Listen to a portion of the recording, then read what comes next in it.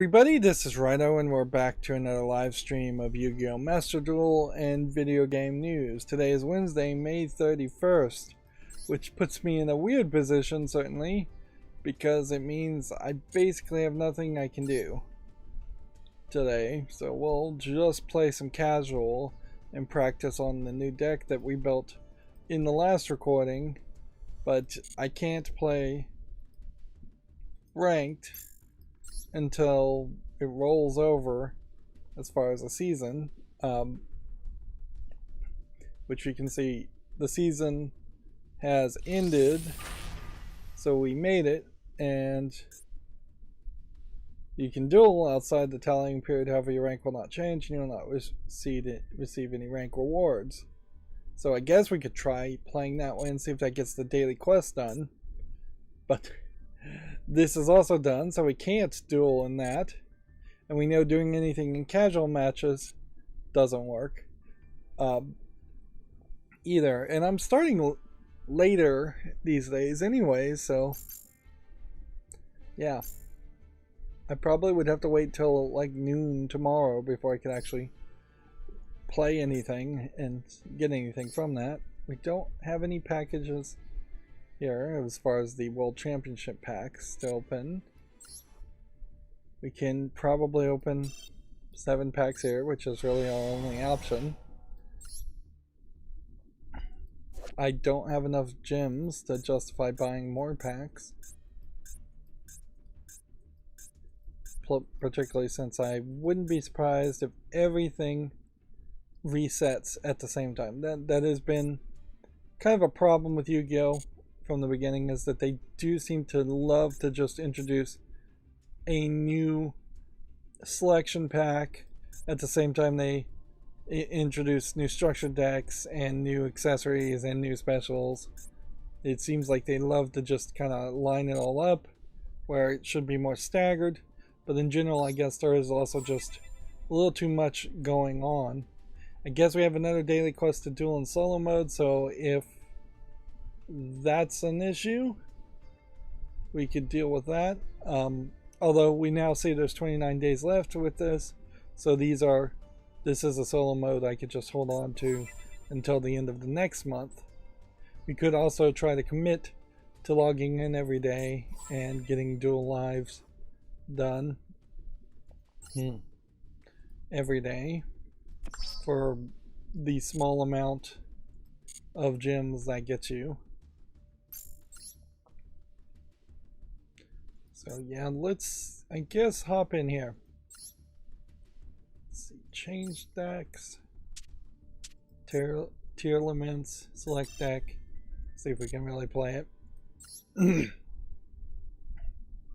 For the accountability section, I think I uploaded some videos, but I didn't actually schedule things. That's what I said I was going to do, and then proved myself to be not really interested in doing that by then turning around and trying to play Indiana Jones and the Infernal Machine, which is not worth playing. So after 2 episodes, one episode being a tutorial level for an hour long, and then the second episode being a super long 2-hour episode for the second level,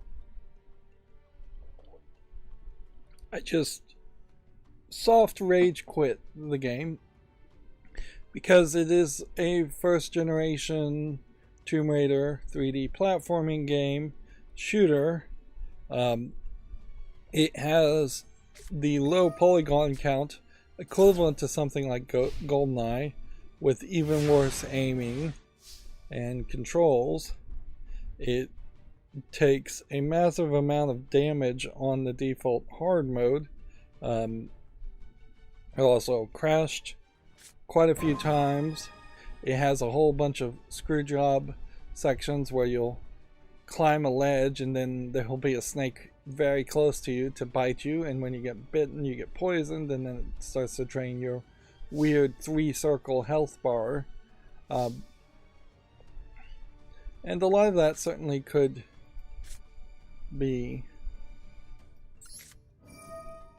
adjusted if they gave you enough health or if they give you regenerating health, but they don't.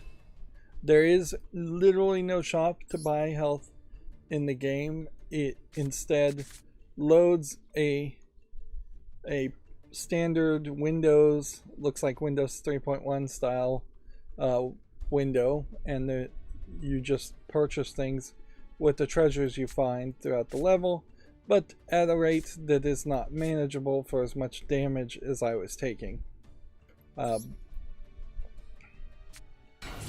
So I was just dying over and over again, having to severely struggle. Right, what do we want to bury with Foolish Burial? I've pretty much forgotten the entire strategy around this deck.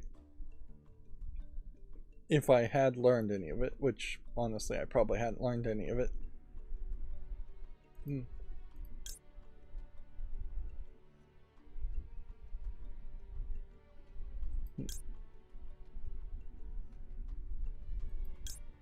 Let's see. Let's not activate either one of those. And then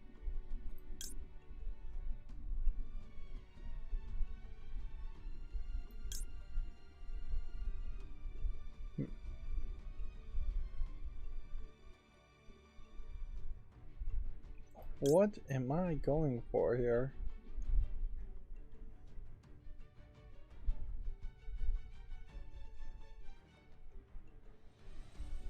Well, I have 3 of these, so I'm going to put this in the graveyard. What was the value in doing that, though?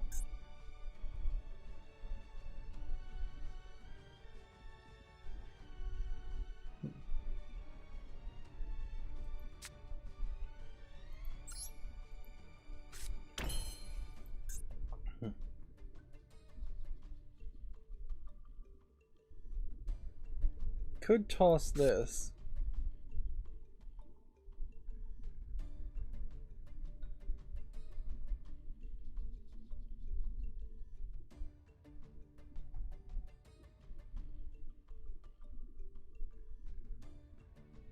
Probably don't want to toss this until I have a second Tier Limits card.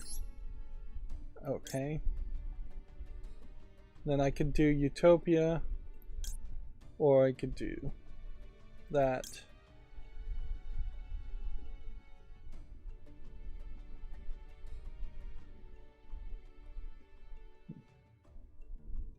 Or I could do Time Thief.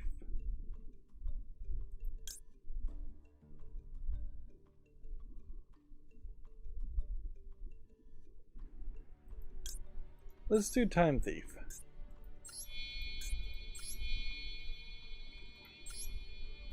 I don't know if that strategy is the part of the main strategy or if this is just a card.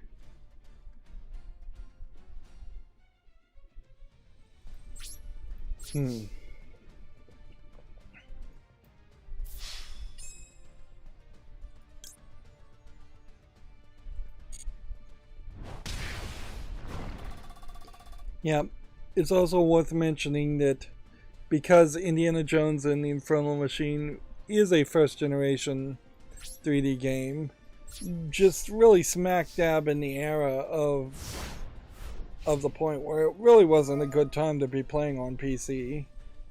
What?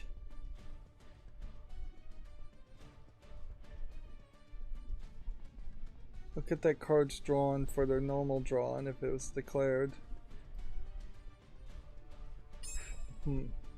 Send it to the grave. This is insane. I gotta get rid of that immediately. I am not going to play something where I have to do this.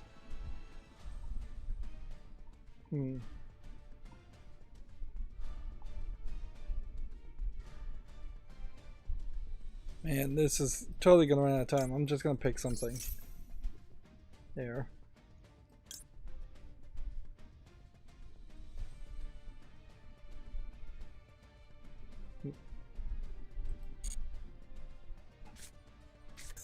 So Gravekeeper's Trap has gotta go. Like, that's... That is not a trap card I would want to use.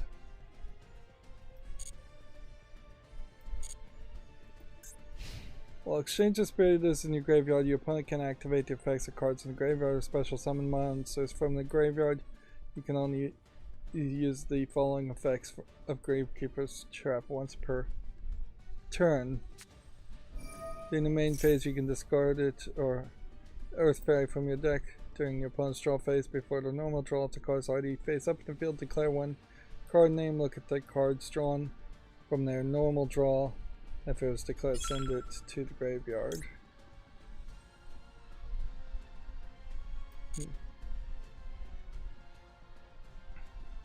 This sounds like this is a fairly powerful card, but as just not playable. I would rather never make it to Diamond than play this card and make it to Diamond.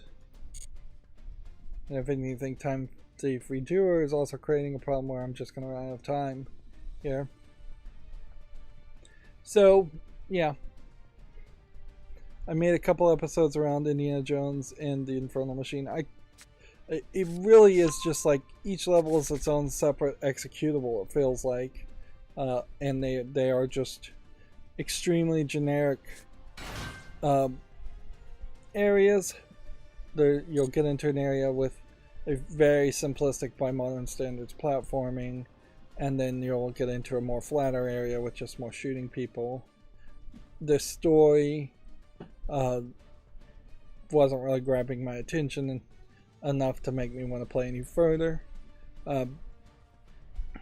And oddly, every character except for Indiana Jones looked like they were animated for like a Nintendo 64 game, just like GoldenEye, really low polygon, whereas Indiana Jones was way better animated, so you had this sharp drop off in quality when you're looking at anybody other than Indiana Jones. So then I started to play Indiana Jones and the Emperor's Tomb, which is probably what I would define as a second generation platformer, and as such it made some major improvements. It still has major problems in that it starts at 640 by 480, and on my computer it was crashing whenever I went through the menu and tried to increase the resolution above that, so I had to go into the configuration file and then turn it off of full screen mode, and then that let me mess with the settings enough to eventually get it to as high of a resolution as it could do, which is still not 1080p because it's not widescreen. In considering how the Emperor's Tomb is something that was released on the Xbox and the PlayStation 2, that feels very much in line with what I would say a second generation 3D platformer would be. That first generation platformers would have been PlayStation, 3D platformers would have been PlayStation 1 or Nintendo 64 to a smaller extent, although in all fairness, adding Mario 64 as a 3D platformer is kind of its own separate thing, and it's just not in line with what all the other 3D platformers were doing. Logically, there should be a lot more Indiana Jones games that would have been in line with later Lara Croft Tomb Raider games, Uncharted games. Eventually you get into the point where 3D platforming and having generally larger open world levels just becomes a standard thing in almost every game. And then you get into some weird points where Assassin's Creed comes out and it too is a 3D platforming adventure game of some sort, but it has its own special groundbreaking elements to it. So you just describe Assassin's Creed games as Assassin's Creed games, or Mirror's Edge is also a 3D platforming game, but you really wouldn't call that as much an adventure. At a certain point, the 3D platforming description just became so standardized and just expected that it was no longer a sales point. But yeah, Indiana Jones and Emperor's Tomb, even though Infernal Machine came out in 1999 and Emperor's Tomb came out in 2003, that 4-year difference can significantly be felt. The graphics are better, the levels are much bigger and designed more. There's several more mechanics. There's a canteen water that you drink out of to refill your health. The difficulty is much lower. Targeting with guns and auto snapping and targeting is actually existent and actually works. There are no spiders or snakes that I've seen so far. It does kind of feel like in the Emperor's Tomb that the levels may just go on forever and that there may not be any real cutscenes or interaction with other people, or even just a traveling to a different location, which would be weird for an Indiana Jones story. There is a whole boxing element in the Emperor's Tomb where you are usually, if you're using mouse and keyboard, you'd left click and right click to punch with the left and right, but they've swapped the buttons on the controller, so it's like Y is the right punch and B is the left punch, and that doesn't really make a lot of sense. That being said, if you enable controller support, the default settings are as good as it's going to get, but they are confusing and not explained in the tutorials. I spent an extra 5 minutes trying to figure out if maybe some buttons should be moved around, just to eventually realize that you basically have to use the default settings. And the default settings are crazy. They've hard-coded if you left click on the left analog stick that you will go to the pause menu, because they've labeled the back button as the button to select the next item in your inventory, and then the start button is to equip or pack the pack in the form of packing a gun, the item. And it doesn't really make a lot of sense, but you hit the back button multiple times to highlight the item you want to use. Then you have to, while you're still in the menu, hit the start button to equip it. Otherwise, it won't actually equip that decision. And there are several items in your inventory from the beginning that just aren't equipable or packing. So then, if you want to use like the map, you have to go back to the keyboard binding and press up on the keyboard to look at the map. Not that the map is particularly that helpful.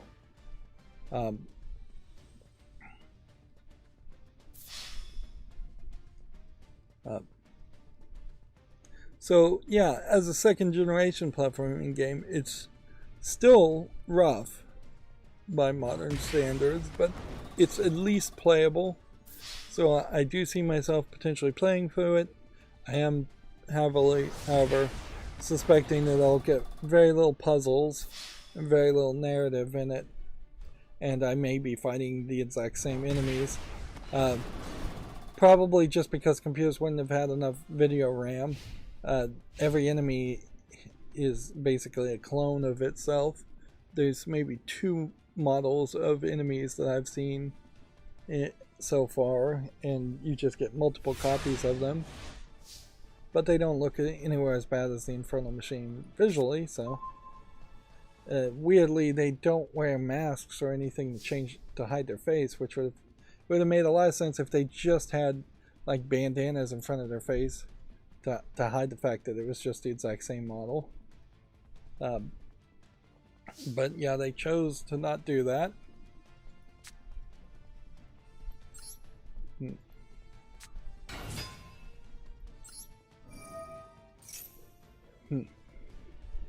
So yeah, that's mostly what I did over the past day or 2, is trying to make some footage and all of that. I guess I'm just activating cards here.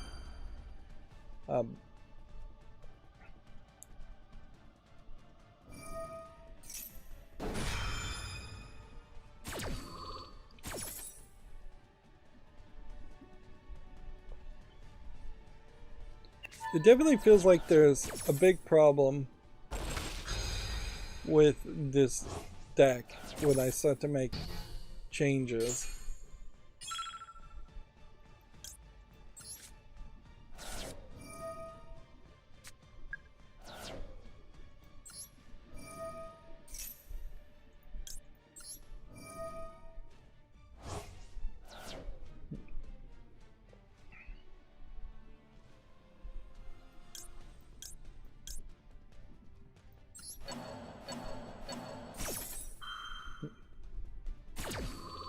Because it does seem like there's just like a whole strategy built around something that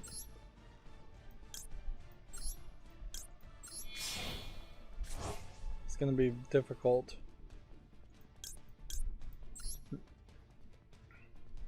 I'm also still just running into major problems in that I'm waking up and then sleeping and for a few hours, then I'm waking up and sleeping. It seems to me like this happens almost every summer. Then you get into the hotter days, the dog days of summer, and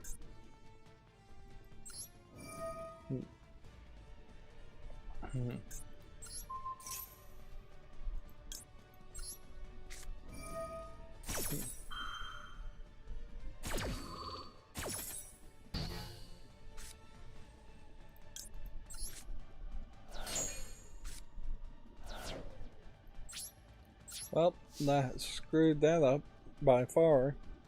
I cleared the field by my own actions. I didn't really intend to do that. While I was wrapping up Indiana Jones and the Emperor's Tomb, I did manage to end my recording saying, if you want to check out any social media sites, there's a bunch of links down below, which is absolutely untrue at this point. There's no links, and I am just moving towards the end of social media. I looked at my Discord that I had made that I never really promoted and only a few people ever knew about or followed, and the like Discord bot built into it to like post my videos has not been working since I think 2021, which goes to show I just don't have interest or time to monitor a Discord, which probably also means I don't have interest or time to monitor a Mastodon thing either, if Mastodon was going to be the next big thing. I'm not 100% opposed to trying other social media sites, but the thing is here, or at least it feels like this is the case, there is a big crossroads between what these social media sites that can advertise and potentially get people, individual end users to use, versus what businesses would use it for. Like, and I see this most especially around like Reddit, which apparently there's some big controversy of API costs and charges changing on Reddit.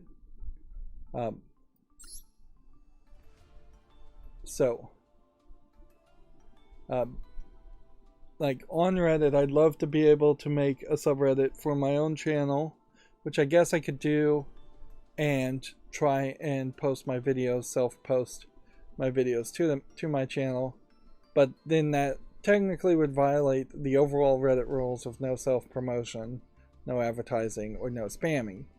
And that's the fight for spam has expanded enough to basically include any commercial activity instead of annoying, repetitive commercial activity. So this is the card we want gone, I think. Nope. This is the card we want gone. So, while Exchange of Spirit is in your graveyard, which is this card, if both players have 15 more cards in the graveyard, pay $1,000 player swaps their graveyards and shuffles them to the deck. I don't see a reason why you would do that. So we definitely want that gone. Which then is going to beg the question, what other cards in this would have benefited from exchange of spirit or anything else?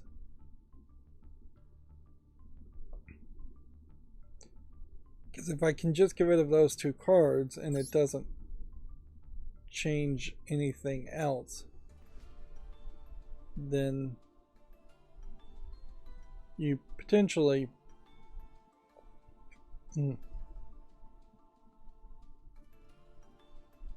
exchange the spirit or one card that mentions it in the deck of your hand. You can banish this card from the field, the graveyard, then target up to 3 cards in the graveyard or up to 5 if the exchange of spirit is on the field. Shuffle them into your deck. You can only each use this effect once. Why is this Keldo the Protector potentially something we would even want? I mean, he's not even a strong character, and doesn't seem like any of the other things. I also need to get rid of these because these didn't work as ideas.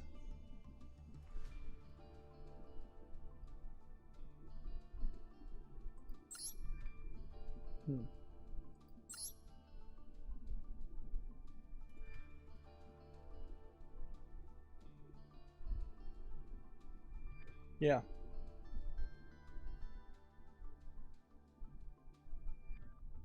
Target one dark monster in your opponent's graveyard, special summon it to zone.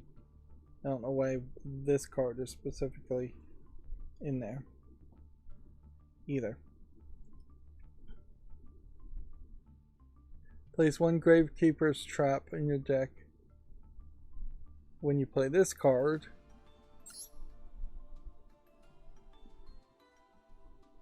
exchange a spirit when you play this card. So I think the whole strategy is probably dead.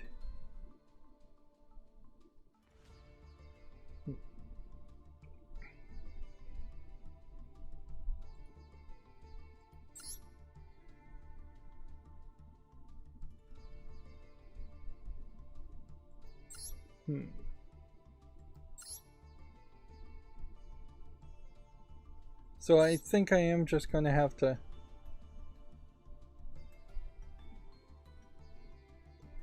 get rid of a lot of cards here.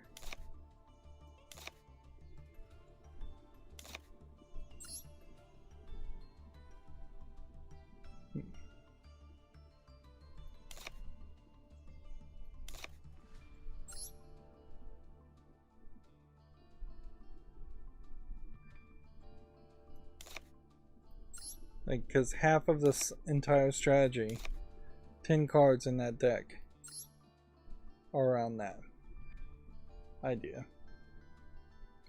But I think I could just make some changes. The thing I would like to see is Visa's Starfrost and see if you control a monster, a Tearlaments or Visa Starfrost card.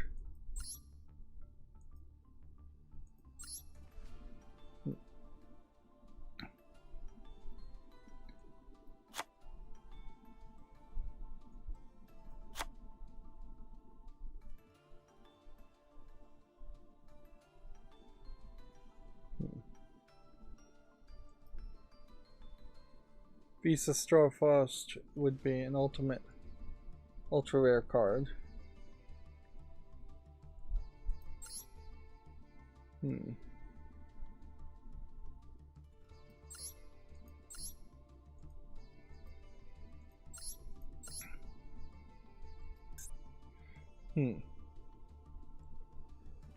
Now the problem here is I don't know the cards' names that I'm looking for. So how can we find them? I think the easiest way would be to save this deck and just go look up the names in a different deck.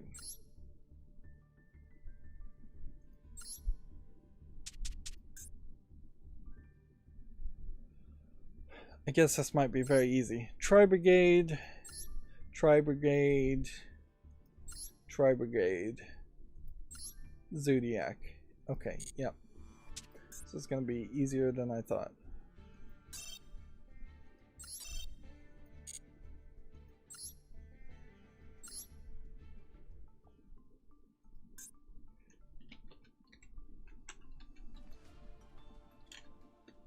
Tri-Brigade.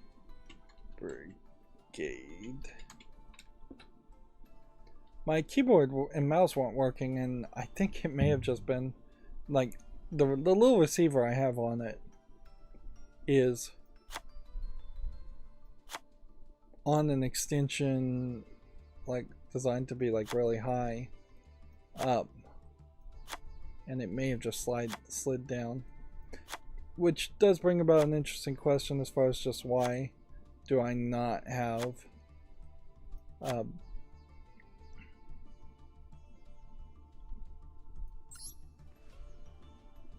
like why do I not have a Bluetooth keyboard and mouse at this point? Bluetooth is strong enough to justify all of that. Okay. See, and I think that fixes it. We're not getting... We're moving the tier limits and we're getting rid of Zodiac cards instead. So this is now a tier limits Tri-Brigade deck, which may save me some frustration and as just being able to kind of understand what I'm doing with at least half the cards.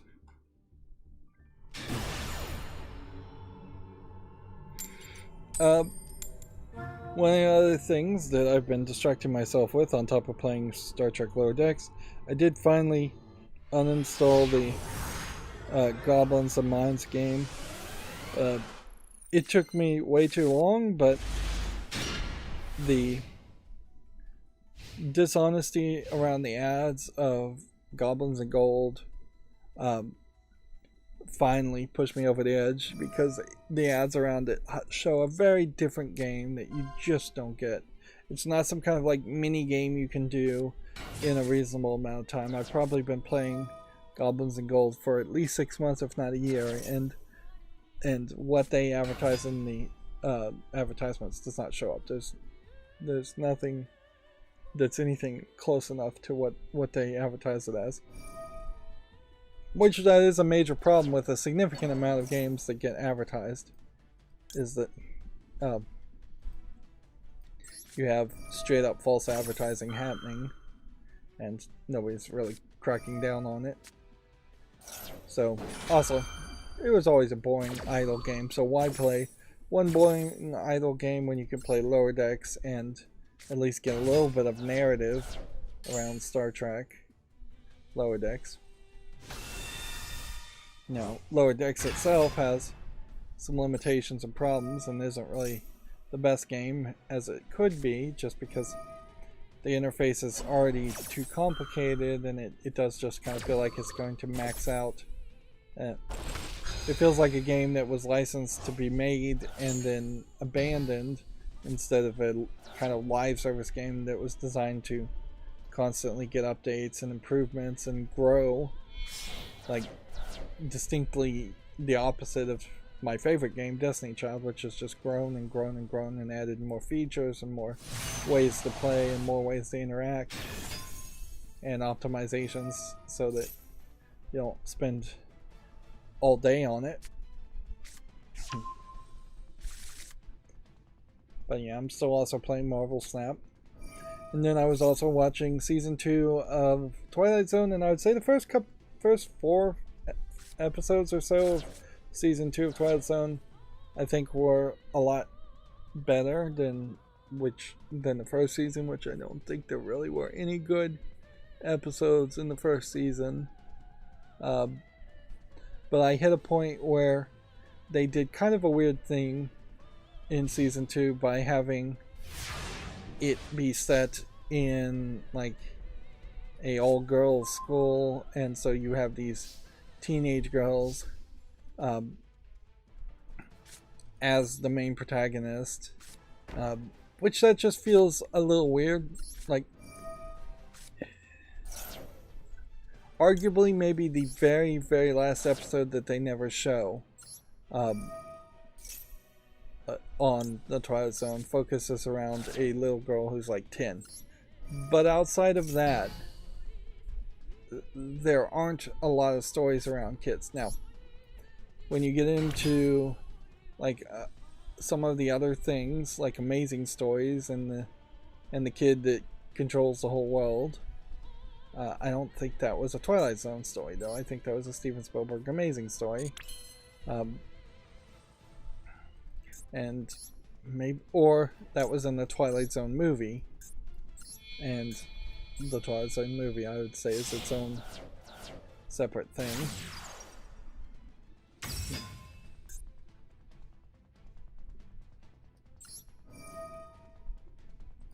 Guess I can special summon from his graveyard, and by doing that, can I then link summon something?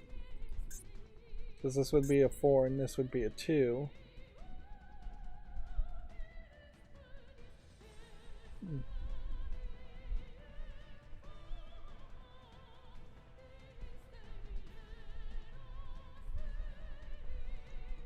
I'm not sure what we're really going for here with this card.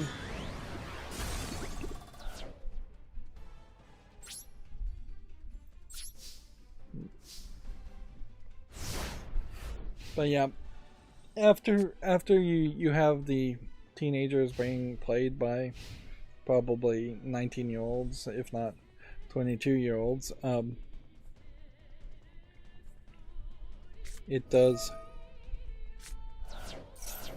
it just kind of felt a little weird, and then I feel like the episodes just started to get a little worse.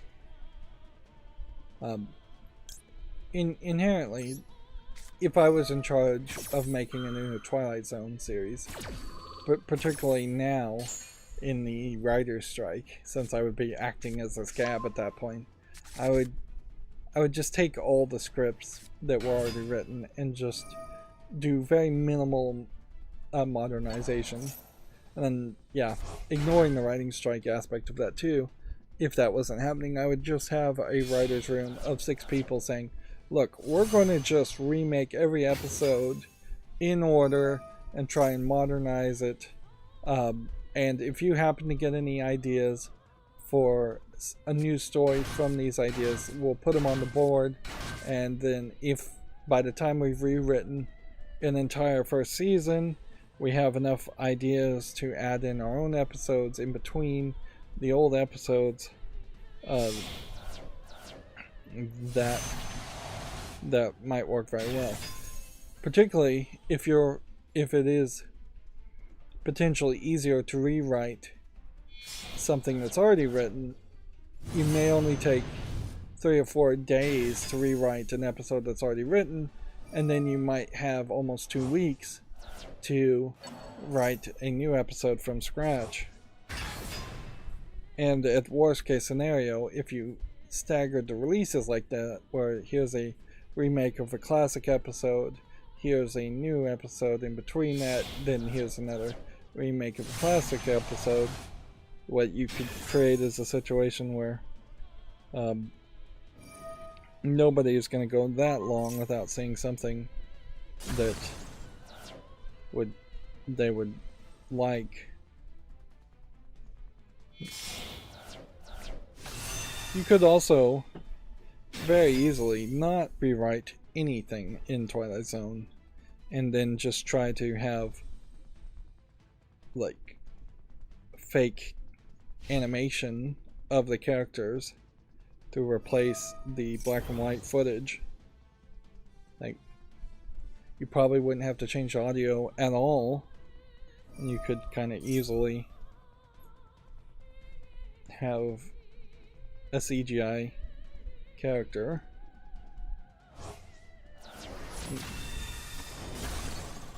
But notably, the Twilight Zone, the original Twilight Zone, also has not a heavy reliance on visual effects anyways, so you don't have this huge need to remake a Twilight Zone episode just so you can have better graphics. There's definitely at least one episode where the aliens show up and they are just humans in a spacesuit. And it wouldn't change much if aliens showed up and they looked like actual aliens.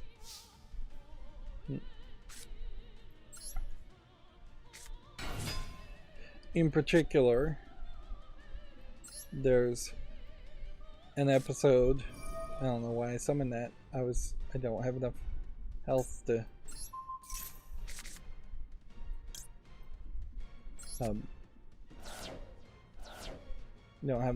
to activate this. And it doesn't seem like I would have enough health to activate Cyberstein after doing all of that. Because you really need to draw Cyberstein on the first hand if you're going to activate its ability. That's why it's not particularly that useful these days. Suppose it is very possible that the deck on the Yu-Gi-Oh! Meta website, YuGiOhMeta.com or whatever it was just straight up lying about how good it is.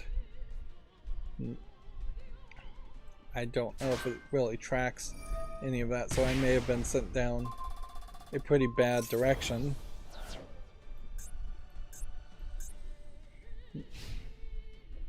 And we may just be back to Zodiac Tri-Brigade. At least that would be familiar. Yeah. There was an episode where you well, I don't want to spoil too much. There's an episode called Downtime that was alright, but really didn't seem like it had enough of a point. It seems like the episodes start to get more and more into the point where they've run out of budget, and so they're just having people in one area talking in one room, which, in fairness, that was a lot of the Twilight Zone itself. It's just tastes have changed since then, and you'd want a little bit more action feeling to it, or maybe a little bit more drama in it. There's an episode where an alien is just like talking to somebody and standing in the room talking to humans for what seemed like 5 minutes or more, and it just came off as cringe, and I started fast forwarding, and as I'm fast forwarding, I'm going past like 5-10 minutes of the same scene talking to the screen, and that's incredibly slow by modern standards. There's one where the entire episode takes place in about 3 sets, stuck in a like South Pole research station, and there's not like big twists or anything that are happening in any of these. It's just very obvious things. In a lot of ways, those 3 episodes, which are the 3 that come to mind as the most recent ones in season 2, feel like something you would expect more in one of those kids horror things like Goosebumps, but there are some more modern ones. Speaking of adult horror, Black Mirror season 6 has been announced, just as they are actively angering more and more people with the anti-password sharing stance. But even in the trailer that I saw, because Black Mirror is coming out like July 31st, I question how many of these stories are even going to be connected to the core conceit of Black Mirror, in that technology is going to play a heavy role, and that these are stories around the idea of how technology is going to potentially ruin humanity. Because in particular, I think one of the 6 almost movie length, short film length episodes is built around a demon. So yeah, when you're starting to get to magic and things like that, that's going in a different direction from what Black Mirror episodes were before. And back to Twilight Zone Season 2, there's definitely an episode where they are going out of their way to explain why cell phones, like texting, calling 911, calling for help, are just not an option. Which, honestly, if you were going to make a new type of show like this, where people were going to be in danger, I kind of feel like the first conceit might be that your cell phone is broken in every episode. So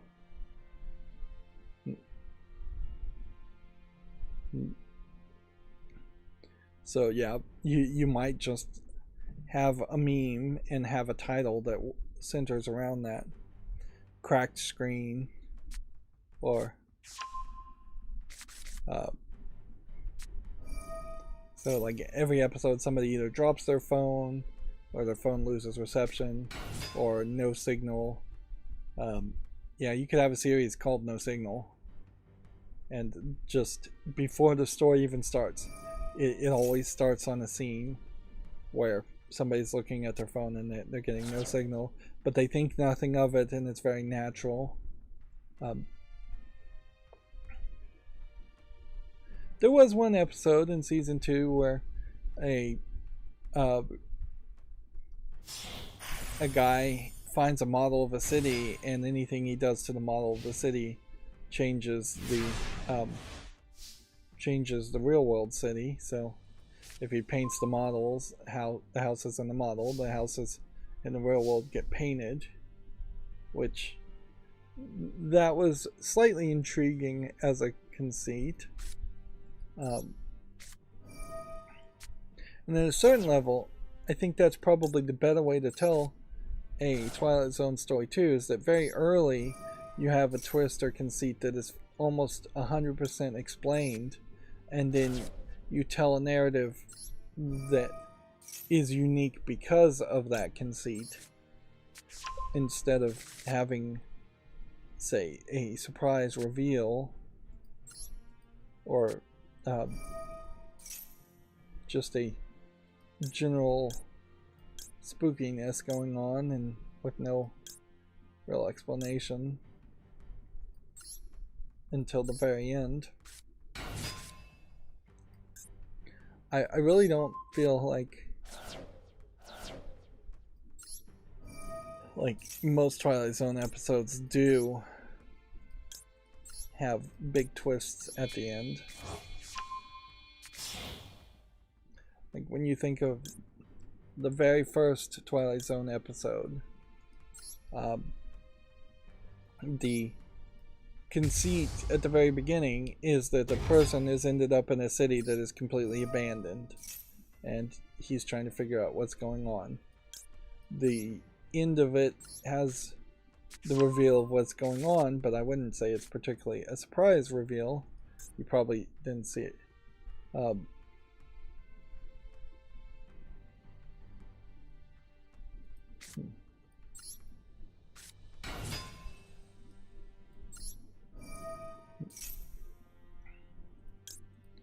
What is the point of all these tier limit cards?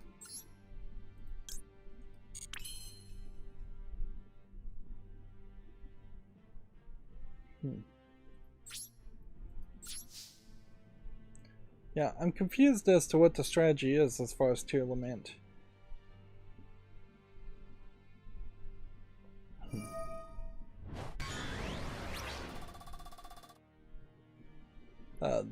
The problem, though, I would say, with the idea of having a model of a city and anything you do to that city affects the real world city, is that it introduces concepts that could be touched upon a lot better. For instance, if since everything is scaled up higher, so if you put a penny on the model, a giant scale representation of a penny will show up in the real world. You could instantaneously solve global warming, because all you would need to do is place a balloon full of whatever air elements you need to add to reduce the CO2 emissions. So yes, you would probably need a material scientist to help you answer those questions, but if it was a matter of just adding something that would scrub CO2 out of the air, or just adding more oxygen and nitrogen in the right parts, you don't want to kill your atmosphere, but you could potentially just expand the atmosphere further to the edges of space, and then it would just float out too. It would just float into space. But even if that didn't work, you could make a scale model of a power plant that would scrub the CO2 out of the air. Air filtration plants do exist. You could also solve the world's energy problems in a lot of ways. You could build a scale model of something that would be a safe green energy thing for free, instead of spending billions and billions of dollars to build a... Oh, this is my turn. Sorry, I'm not even paying attention. You could solve the wealth problem to your own advantage, because you could take all the lithium or helium, any mineral that is particularly expensive and rare, and you could have purified versions of that and just have a quarry added to your area where it's just, here's more lithium than ever was on the planet ever, because everything is scaling up. Or you could go more simplistic and just go with gold. Not that gold is super useful. You can also, for the same concept, solve world hunger very easily. Like rice bagged in bags, fully processed, fully harvested, wheat, corn, anything at all. You could have massive amounts of that every day ready to ship, and people would just go, well, this is a weird miracle that we have this warehouse that gets refilled every day with this food, but we're just gonna ship it out and worry about that later.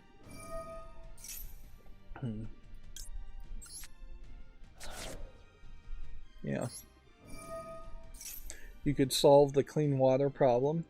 You could just have trucks every day full of clean water to shipping. Shipping would be the problem. Mostly, it would just be a lot of logistics to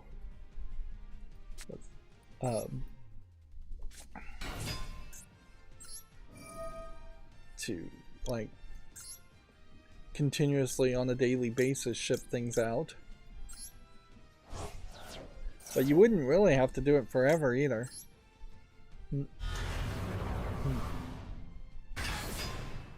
You could get rid of nuclear waste if you could get people to coordinate and say, place your nuclear waste here, well, theoretically you could just pick up the nuclear waste, which would magically appear on the model, and it would be considerably smaller. And so you could just continuously shrink it, even if you couldn't get rid of it completely.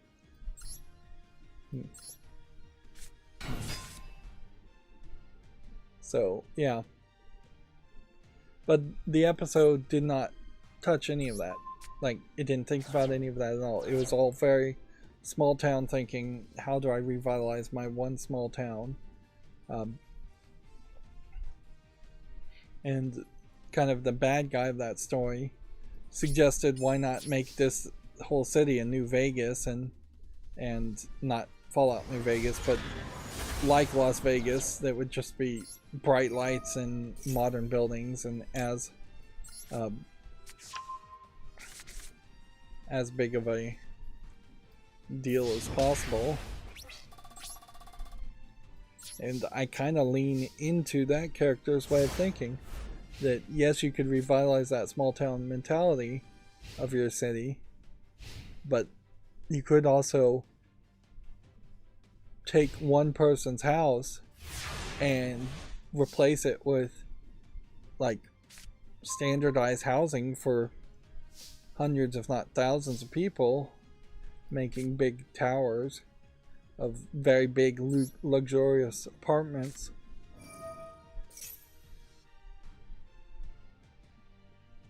And yeah, inherently it's not really touched upon in that story, but that is kind of the problem with a lot of people that do have small town mentality, is that they don't want anything to grow or change or improve. They want everything to be old and familiar, like the way they grew up, particularly the like zoning departments and the city councils. So the entire city is working against itself, trying to survive in a fashion that is not survivable. I think this will be our last game for today. It does seem like I've made some small improvement. I've also run into problems where my macro once again didn't want to work. It's incredibly fragile and inconsistent.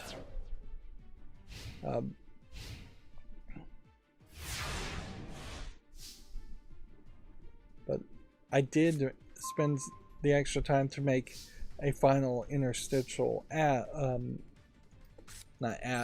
interstitial web page.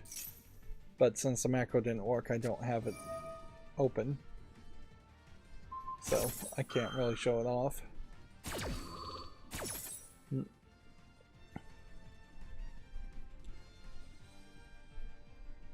But yeah, I'm losing interest in playing this much further.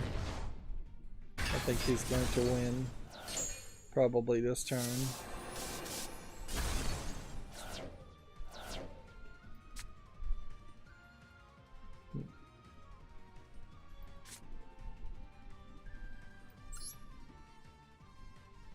Face down defense position, would that even help?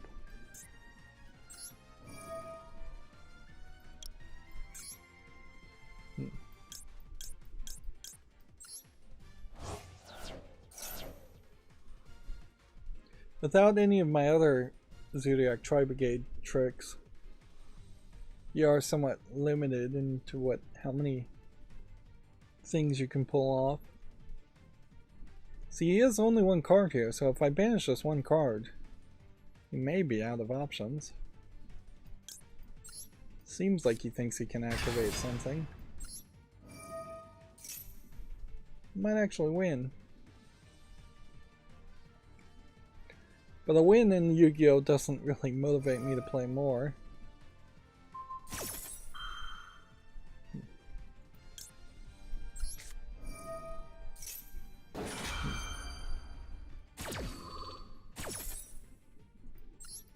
Something that.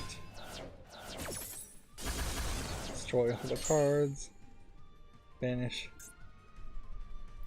a card now.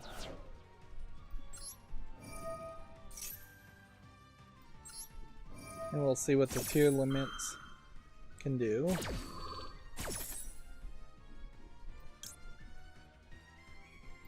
Well,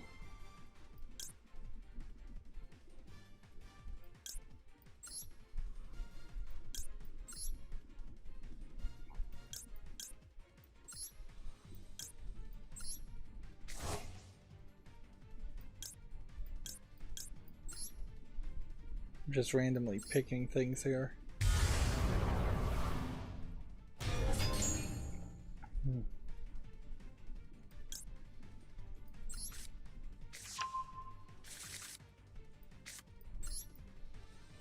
So we have a 3,000, 3,000, and we have an 1850 against nothing. So he'd have to clear, in one card, he'd have to be able to clear my field or do a massive amount of damage against this character or directly attack or hit my life points directly some other way.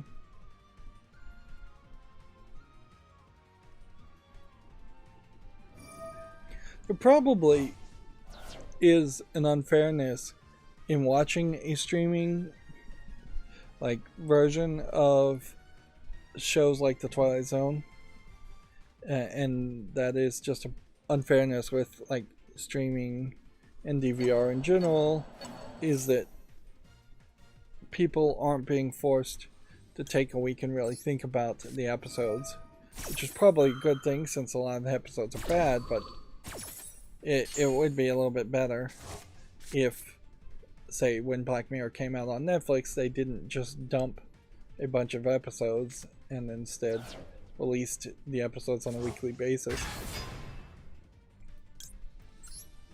And yeah, if I was in charge of Netflix, that would be the controversial thing I would do instead of going anti-password sharing. And then to try to adjust for the password sharing thing, which was probably a mistake in the first place, I would try to kill people with kindness and offer just something so great. I'm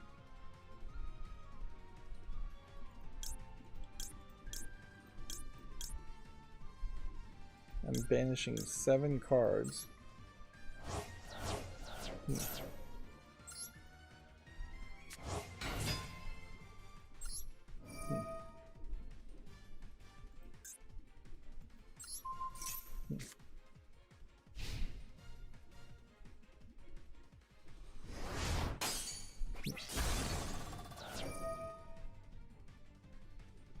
So he's trying to destroy my cards.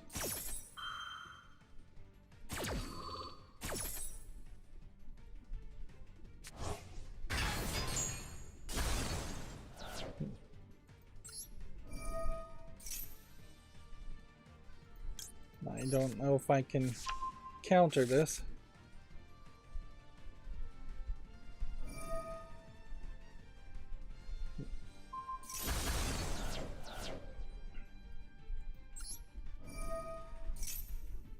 So he was able to do a clear field.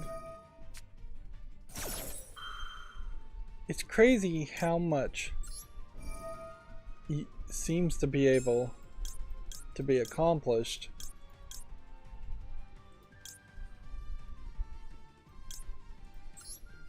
when people draw 1 card if they have a decent deck.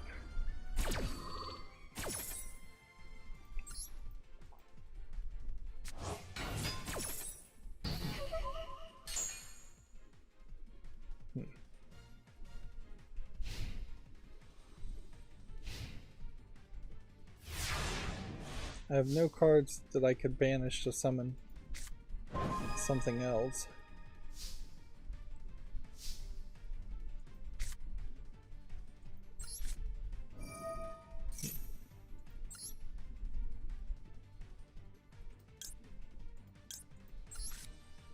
I have no idea which card I should have drawn there.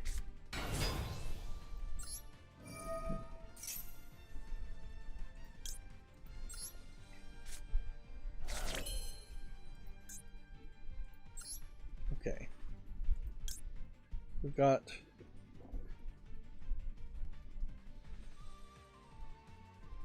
this.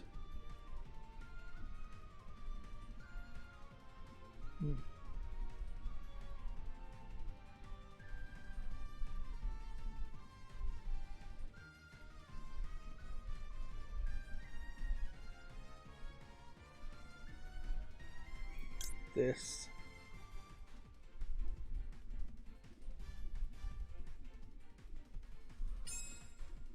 Okay, let's try this.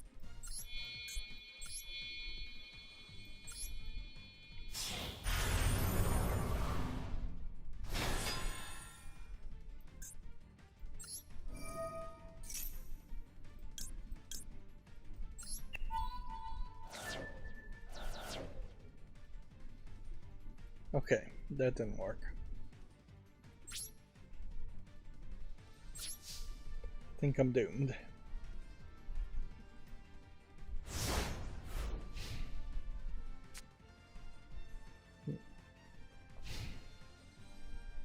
And I'm not really saying anything, so let's start covering the news. I'm getting bad about this. This Evercade game, I don't think I would 100% be behind it, but Gearbox did retweet that the older Duke Nukem 3D games, 2 of them, are coming to this Evercade cartridge-based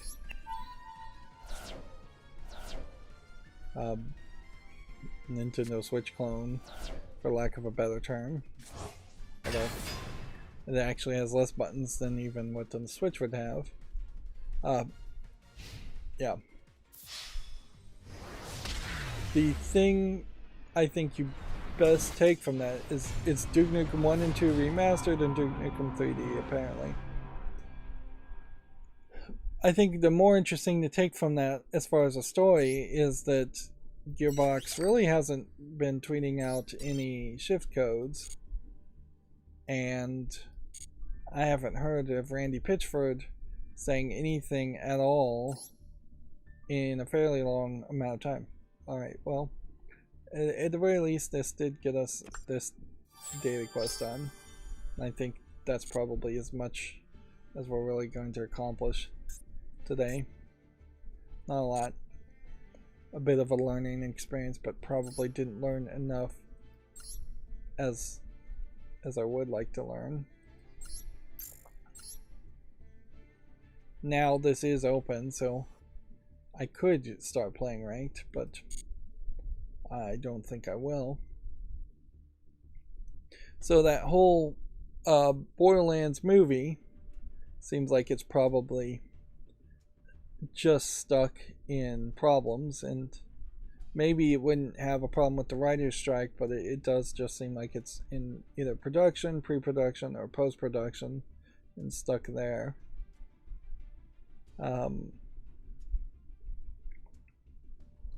Here we have a YouTube advertiser saying, "Did you know there were over 5 billion views of nail art on YouTube in 2022?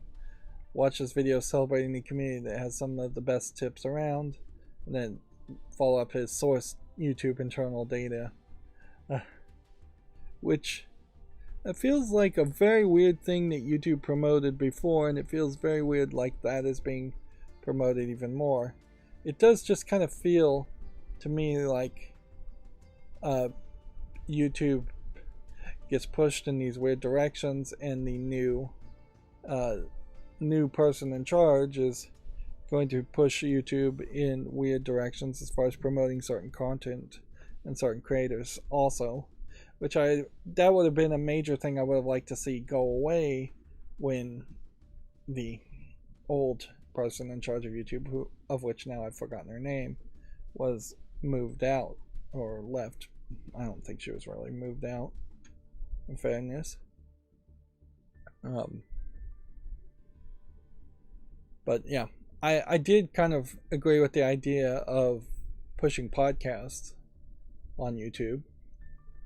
And really, with Twitter dying, them going back and having some better way to have a forum and interactions would kind of make some sense if there was a Twitter equivalent built into YouTube itself, or into a Google product that wasn't YouTube, but integrated very well. That would be nice. But it probably wouldn't get used by most people.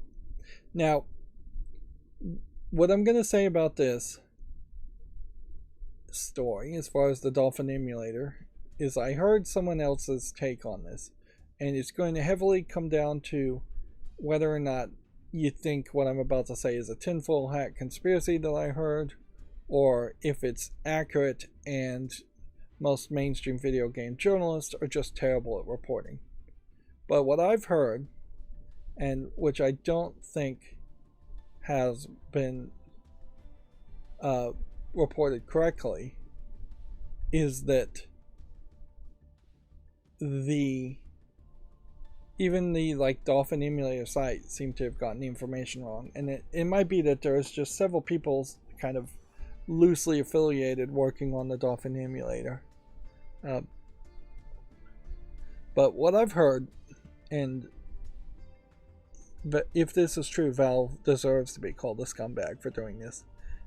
And this may be an indicator, in my own opinion, of somebody at Valve trying to screw over somebody else at Valve, or just trying to screw over a Dolphin emulator as a software, because there's just no uniformity at Valve, it seems, in my opinion. It feels like it is very much a Game of Thrones type company where people are secretly in charge, but nobody knows who secretly has more authority than the other person. But the accusation I've heard is that Valve, either through general conversations or through conversations through a lawyer and a legal team, actively went to Nintendo and asked them about the Dolphin emulator, and triggered Nintendo to send not a DMCA, but a cease and desist letter that was mentioning the DMCA, which is probably about the same thing, but it wasn't an official Digital Millennium Copyright Act takedown notice through Steam's system or through Valve's system. So, if this story is to be true, that would mean the vast majority of mainstream video game journalists are wrong when they keep mentioning a DMCA takedown notice. It should also say takedown notice, so you already know they're wrong, because they're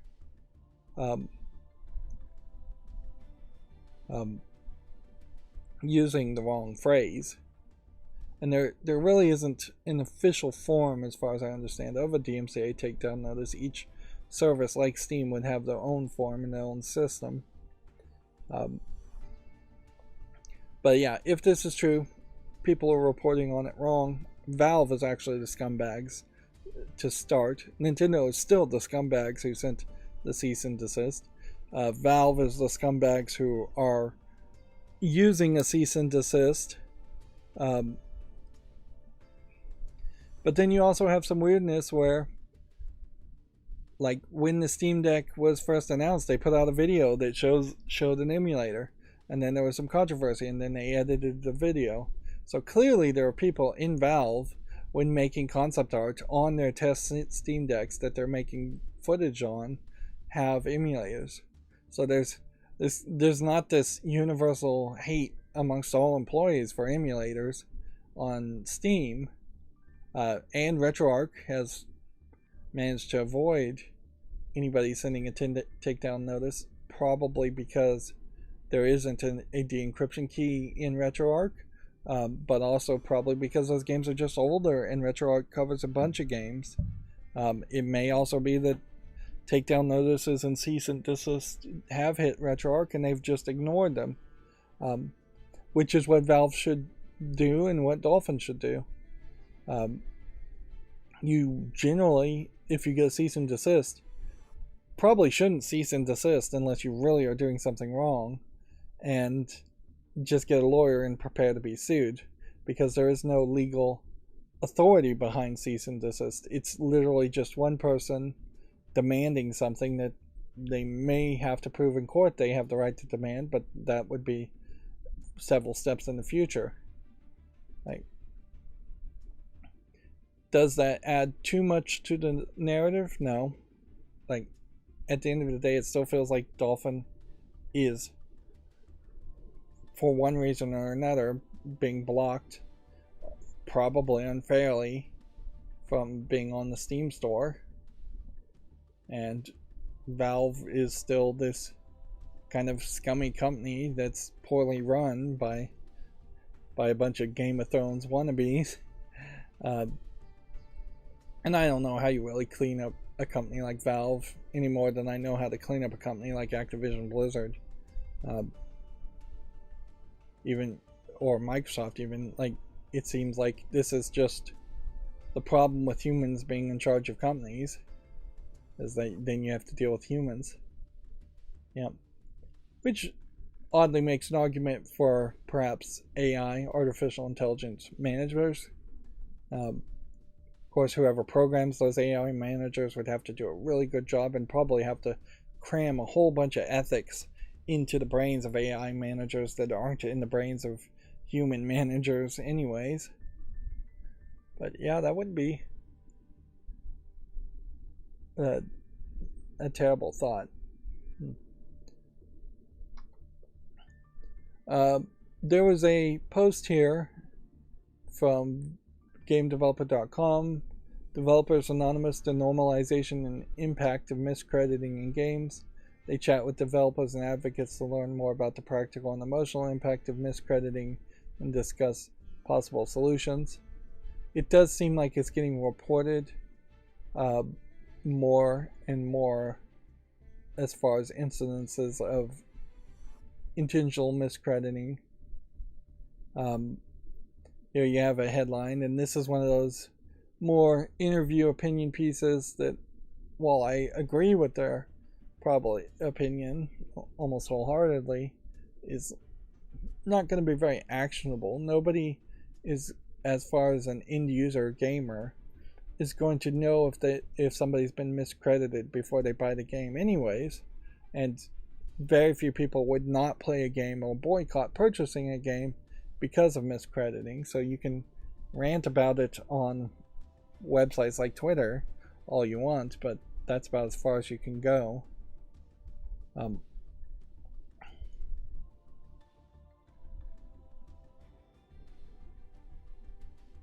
There is really no reason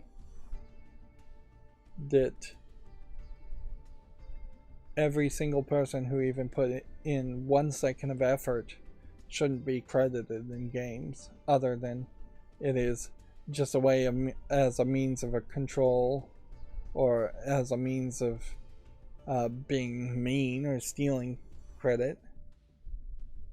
Like, credits, in fairness, are getting incredibly long, and there needs to probably be some technical solutions as far as just how are you going to display credits at the end of a game so people can see it, or are you going to just have credits on the main menu and not really display them at the end of the game, which that would be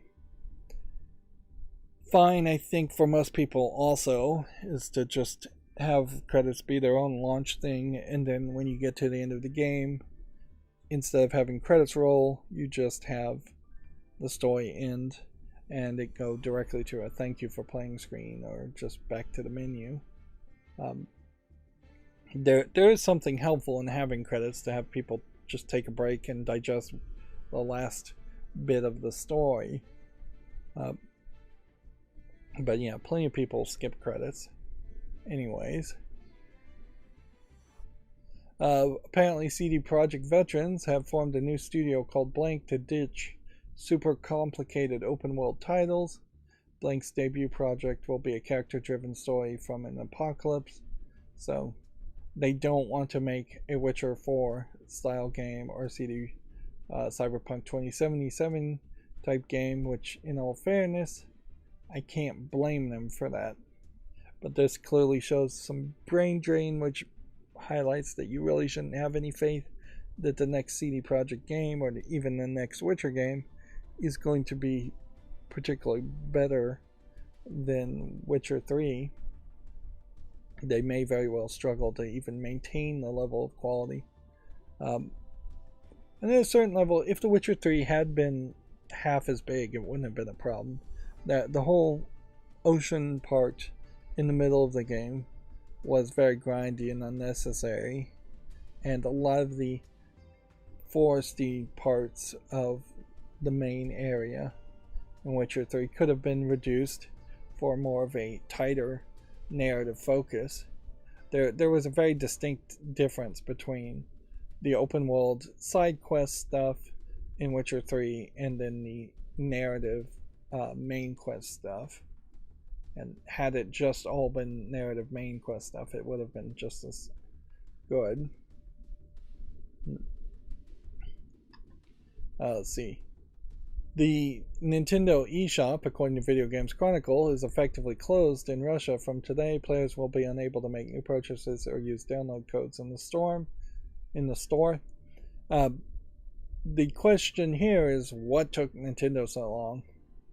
Like, I guess at a certain level, Japan is not trying to antagonize Russia, even though Russia is yet another country, Neo-Japan, trying to claim more and more of the waters around Japan, them and China combined.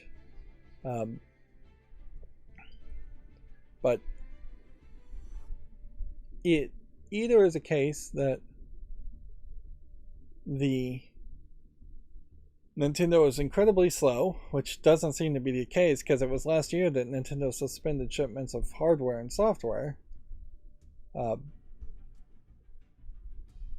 Or it was just not really a Japanese boycott banning Japanese companies from doing business in Russia, which in fairness there may not actually be a United States boycott stopping companies from doing business in Russia.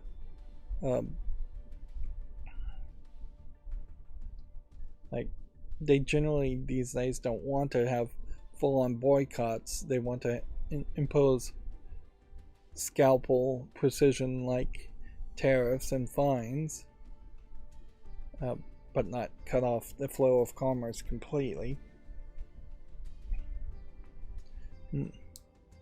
But what the laws are for the country of Japan and the country of the US really don't even matter, because de facto almost every company in the United States stopped fairly quickly from doing business in Russia, and now the only time we hear a story from Russia, it's either some stupid person went to Russia or they were in Russia and then got arrested as being a quote-unquote spy or something like that.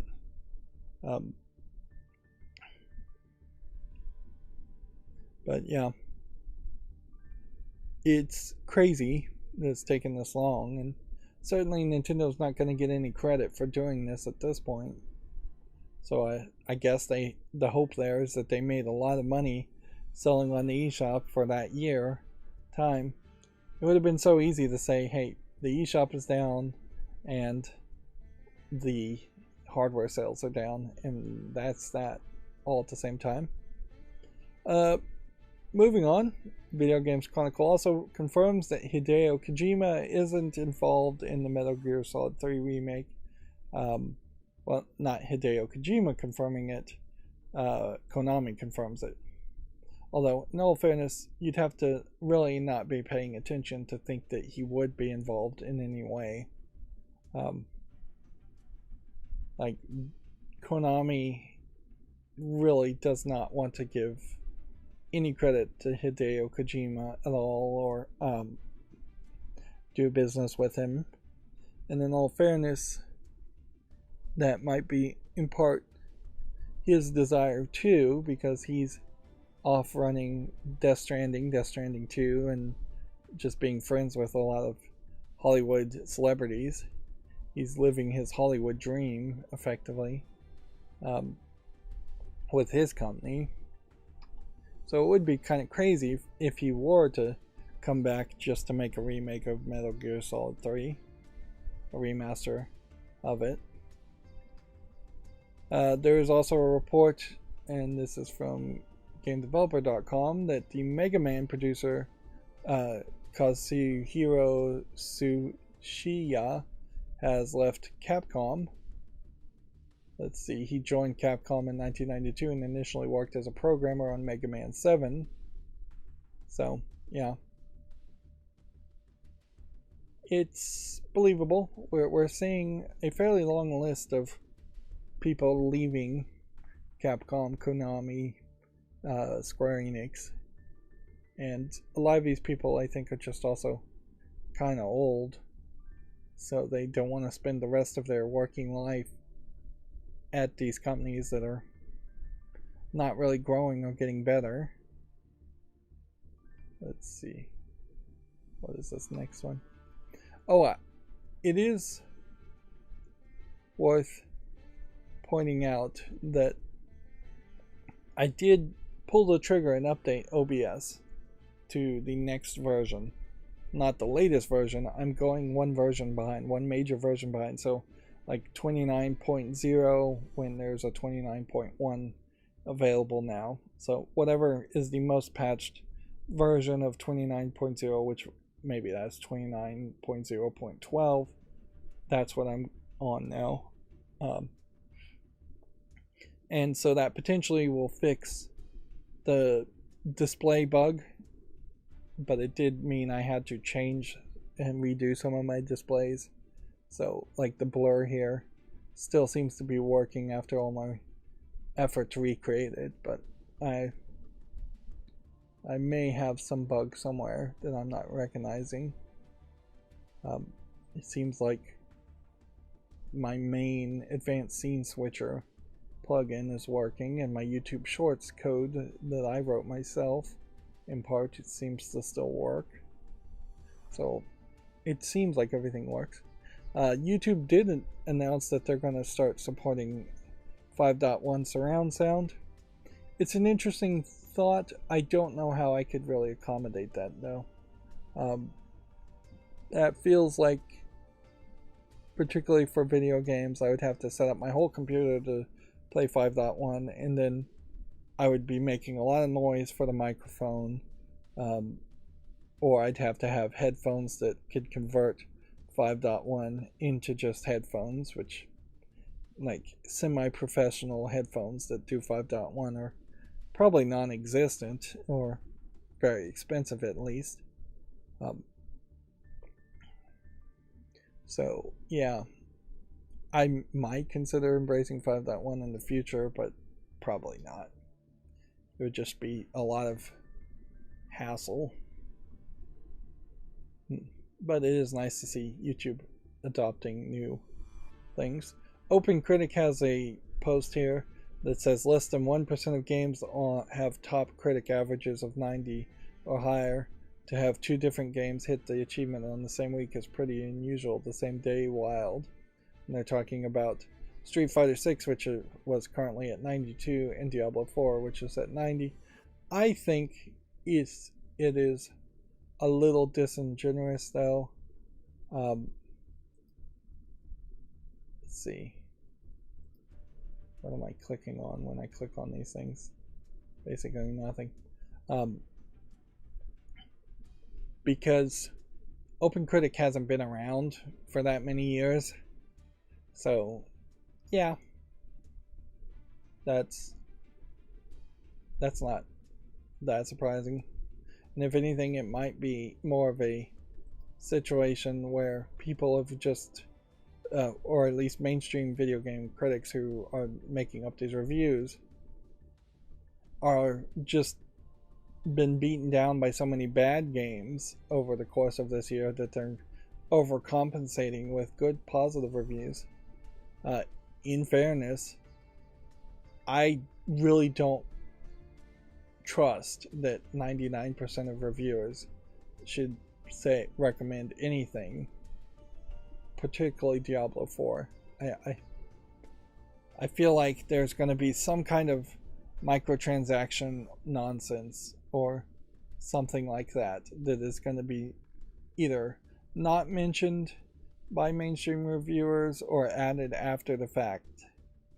And I mean, I want Diablo 4 to be an amazingly good game, but I just don't believe it's going to be that good of a game. And then, let's see, Street Fighter 6. I barely trust what reviewers would say around this because very few reviewers in my mind are actually fighting game players. So we'd have to really wait for fighting game players to adapt Street Fighter 6 before I'd consider actually playing it much. Let's see, where are we? As far as these other stories, these are just the main stories too. And then a game called Silent Hill Ascension launches in 2023. According to Gamatsu, it has official trailer and details. Let's see what we can take from this trailer. Now this is supposed to be blurred already, but there is potentially an argument to just blur the trailer completely like that. Even though advertisements and trailers are not really copyrightable, still people claim them. So I'm seeing some really good facial details. I'm seeing quite a few people, which is weird for a Silent Hill game. And I'm seeing a kid, which is perhaps a little iffy. I'm seeing a monster. So, are we going to see a Pyramid Head character? And is this really going to be in a Silent Hill city, or is this a different Silent Hill city? I almost suspect that the Ascension title would mean that it would be on top of a mountain at some point and you're going up high. That's a Bad Robot logo. Also, yeah, when you look at this, it feels like you would be going up a snow-covered mountain.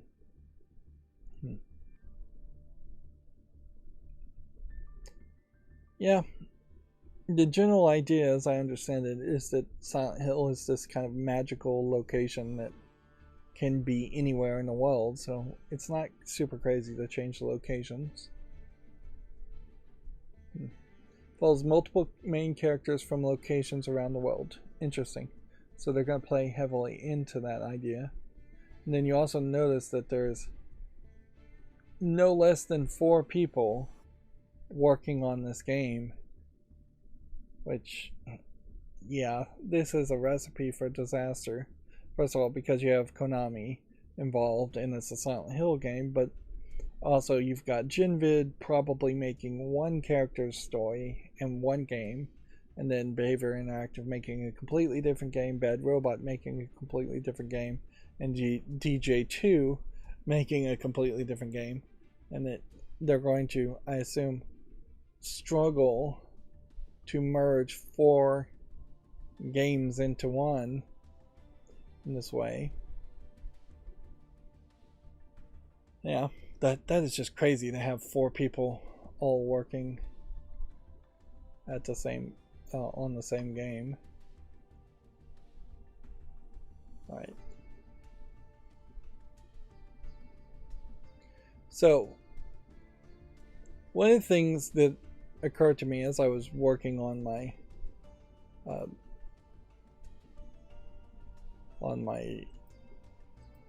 macro, which was broken this morning again. I guess we say yes to Gas Station Simulator. It's a weird concept, but it is very positively received.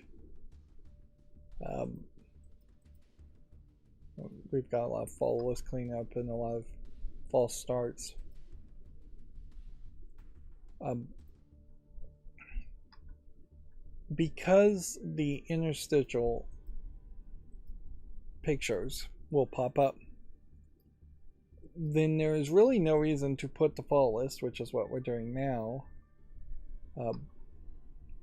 in between Gamatsu and GameDeveloper.com, because storyline wise,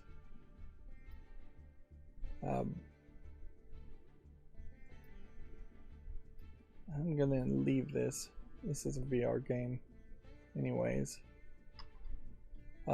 Storyline wise, as far as just how you would want to do things in order, you would want to go through during these live streams all the news at once, then do a follow list cleanup, then look at new games, or vice versa, look at new games and do follow list cleanup after that.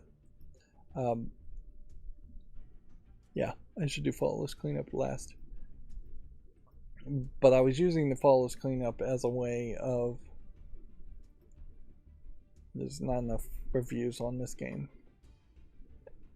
as a way of breaking up things and possibly taking a little bit of a break. But I don't think I want to do that going forward. So I'm going to move some things around and try to talk to the news, or focus around the news. I'm going to not even look at that one. Here we have a dating sim game with no reviews. Okay.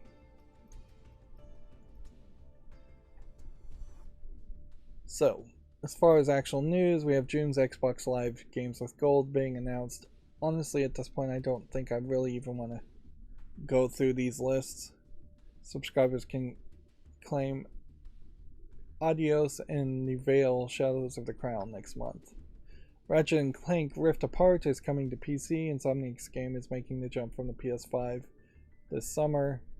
That being said, I'm not sure if that means the previous Ratchet & Clank games are on PC or not.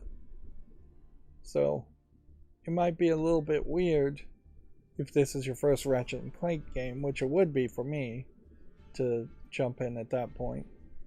If I recall correctly, Rift Apart had a very interesting multiple dimensions loaded at once pitch, as far as they had made some kind of groundbreaking technology so you could jump between dimensions very smoothly without hitting a load screen. I'm not sure it was really as impressive as they were trying to sell it as, or if it was actually even doing anything that groundbreaking. We already talked about Silent Hill Ascension. Next Xbox Game Pass titles for console, PC, and cloud have been announced. Here we can see several pictures. Let's see, Bridge Constructor, Portal, Chorus, Maneater, Mortal Shell, Serious Sam 4, and Total War 3 Kingdoms. Chorus, I think, is a fairly new game that didn't sell. Maneater is a somewhat old game that didn't sell, where you play as a shark. And then Mortal Shell was like a Dark Souls game, and I don't think it sold either. And these are all the games that I just listed that are leaving.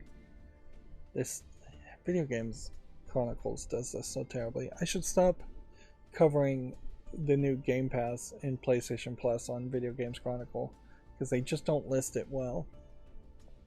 These are the new games, some of which are fairly old games, and like Double Fine made stacking, so Microsoft owns them.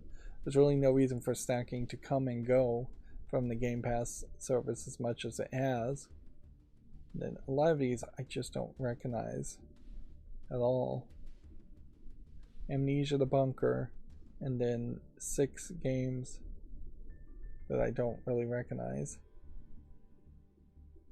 Amnesia the Bunker, Hyperspace, Hypnospace Outlaw, Rune Factory 4, Stacking, and Dogon. whatever that is.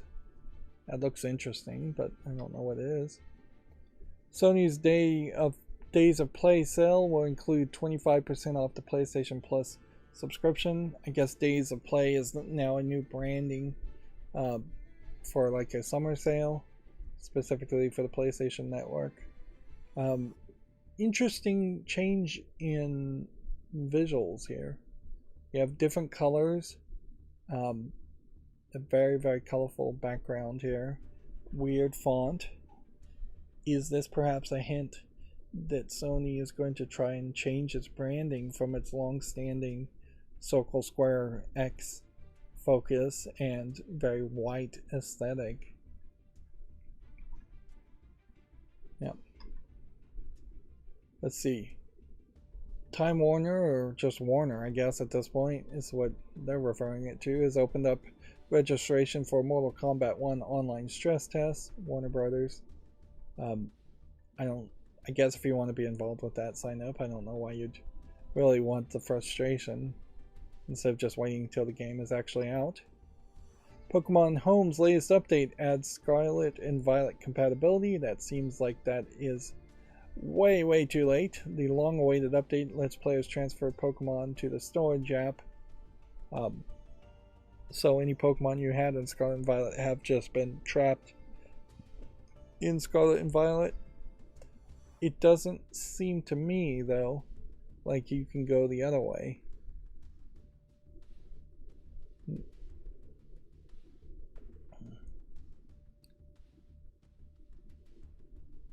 No, it does seem like... Yeah, it would make a lot more sense to me that you would want to copy over Pokemon that were already in the home, stored in the home, to Scarlet and Violet, as much as you would want to put the Pokemon from Scarlet and Violet into the storage app. That being said, now that this feature exists, there really doesn't seem like there's a Pokemon game that's new or that's been announced to transfer them to. So if there was a new Pokemon game and it was much better than Scarlet and Violet, then this would be a much more useful feature. But at the moment there isn't. So I don't think you could probably transfer Scarlet and Violet Pokemons, or at least all of them, to Arceus, and probably not even Sword and Shield. So best case scenario, I suspect, is you had Pokemon from Sword and Shield, you put them in the Pokemon Home storage, and that now you can transfer them to Scarlet and Violet, which isn't probably much of an improvement. South Korea is the latest country to approve Microsoft Activision Blizzard's acquisition. So the dominoes are still falling pretty easily as far as this acquisition. I heard that it is unconditionally cleared, the deal. They didn't add any conditions to it. And the UK blocking the deal, well, Microsoft's going to have their appeal and day in court sometime in July, is what I saw. The Witcher sold 50 million copies. It feels like the reason why CD Projekt is putting out this news at this point is to probably distract from the fact that several of their team members have left to form a new company. But 50 plus million, or 50 million, is a big number, so you would have celebrated that anyways. Let's see. Apparently Metal Gear Solid Delta Snake Eater will reuse the original game's voice lines. Konami isn't planning to record any new dialogue for the remake. Maybe people will be happy with that, but I also wouldn't be surprised if people are fairly unhappy with that. You do get into a catch-22 that if you brought in the same voice actors who did the game originally, they probably would sound different anyways. If you did start to record new lines of dialogue, it would be said differently, or they'd start to have editing or censorship happening in the line dialogues. So the easiest and cheapest thing to do is to reuse the voice lines and maybe clean up the audio if you can, or need to. But this is like Konami, so I wouldn't be surprised, and people definitely should not get hyped with this remaster. It may very well be a fairly low effort remaster in the same way that we've seen some of the Final Fantasy 1, 2, and 3 games just remastered very low effort wise and put out to sell once again. I wouldn't be surprised if Konami is literally trying to do that business practice of just having games that they'll remaster with the minimalist amount of effort to sell to a new audience or resell the same game. The Resident Evil 4 concept, and just let's make a slightly different version of RE4 for a different console and sell it again. Let's see. Firaxis and CD Projekt Red are laying off about 30 employees. The Civilization and Witcher studios confirmed staff cuts. So on top of several people leaving and forming their own company, CD Projekt Red is laying off 30 employees. About 30 employees. Which, that makes it feel like CD Projekt or CG Projekt Red, whatever they're going by, probably won't have that many people left. 50 people, maybe 100 at most. I really wouldn't be surprised if CD Projekt goes into kind of a bankruptcy or something like that and tries to get acquired. Which, speaking of acquisitions, I don't know if Bobby Kotick was being serious about this, but apparently he came out and said that Activision Blizzard would like to acquire Time Warner. Which, there might be a deal to be made there, although should you be making acquisition deals as Activision Blizzard when you're about to potentially be acquired yourself? But maybe that is the plan all along. I could see AT&T, which owns Time Warner at this point, saying, let's give Warner Brothers games let's sell it off to Activision Blizzard because we don't want to be in the video game business. That being said, if I was Bobby Kotick and Activision Blizzard, I would say we have to acquire all of Time Warner. They want the license to Lord of the Rings and Harry Potter and all of the CW and DC Comics. They want to own all those licenses. They don't want to potentially only acquire Warner Brothers games and maybe its subsidiaries of like TT Games that make the Lego games, and then have to license every single property back from a Time Warner that would be still held by AT&T. That would be the nightmare scenario, that you'd own a company that would have the rights to a lot of workers but not any licenses to any of the products being sold. So yeah, I would acquire at a much higher level all of Time Warner. And I just wonder if maybe Activision Blizzard could actually afford that. I would suspect they probably can't afford it, but maybe they can. And I wouldn't be surprised if Bobby Kotick actually sits on the board of Time Warner also, so this might be a very friendly acquisition if it actually were to go through. But also, I suspect this might just be some silly comment that was made. We also have a former God of War art director joining Netflix to work on an original AAA game. Ralph Grassetti will work alongside the Halo veteran Joseph Staten and former Overwatch executive producer Chaco Soni.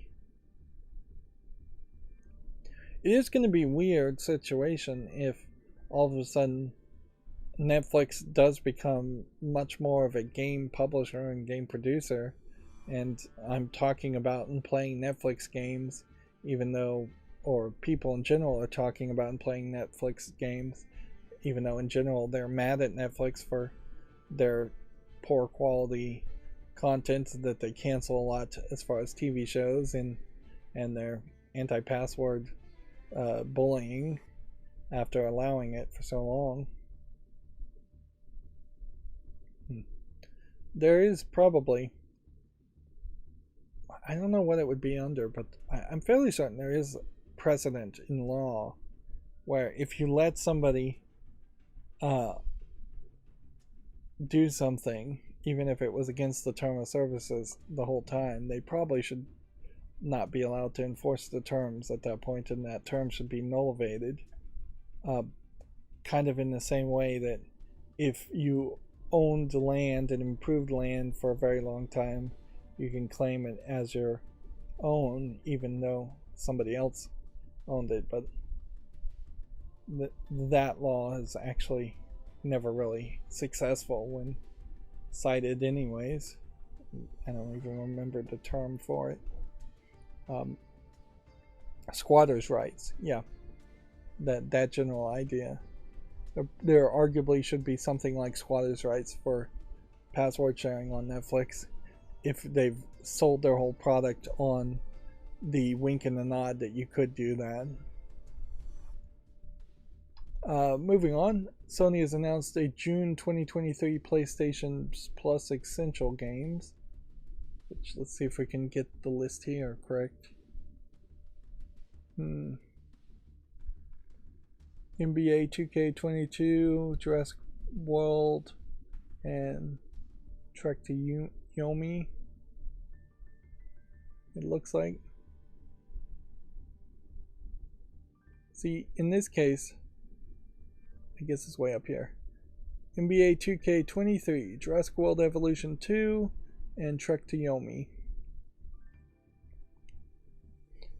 I guess part of my problem is as I'm skimming these articles, I do tend to just skip the first sentence. So if I just learn to read below the first thumbnail, that would probably be helpful. Hot Wheels 2 Unleashed Turbocharged has been announced ahead of an October release. The sequel will launch it with over 130 vehicles, including motorcycles and ATVs. The real question, though, is how much DLC and or microtransactions are going to be in the game. Because that's going to severely limit whether or not I'd recommend this obvious kids games for kids to actually play.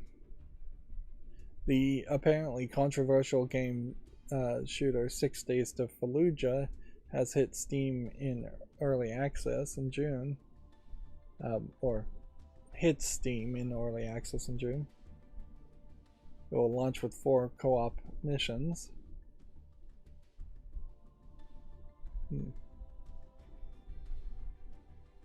Not sure even what the controversy in particular is. It was originally scheduled to be published by Konami over a decade ago, but the publisher pulled out in 2009 due to the controversial nature of the game, which attracted criticism from several quarters, including military vets and anti-war groups.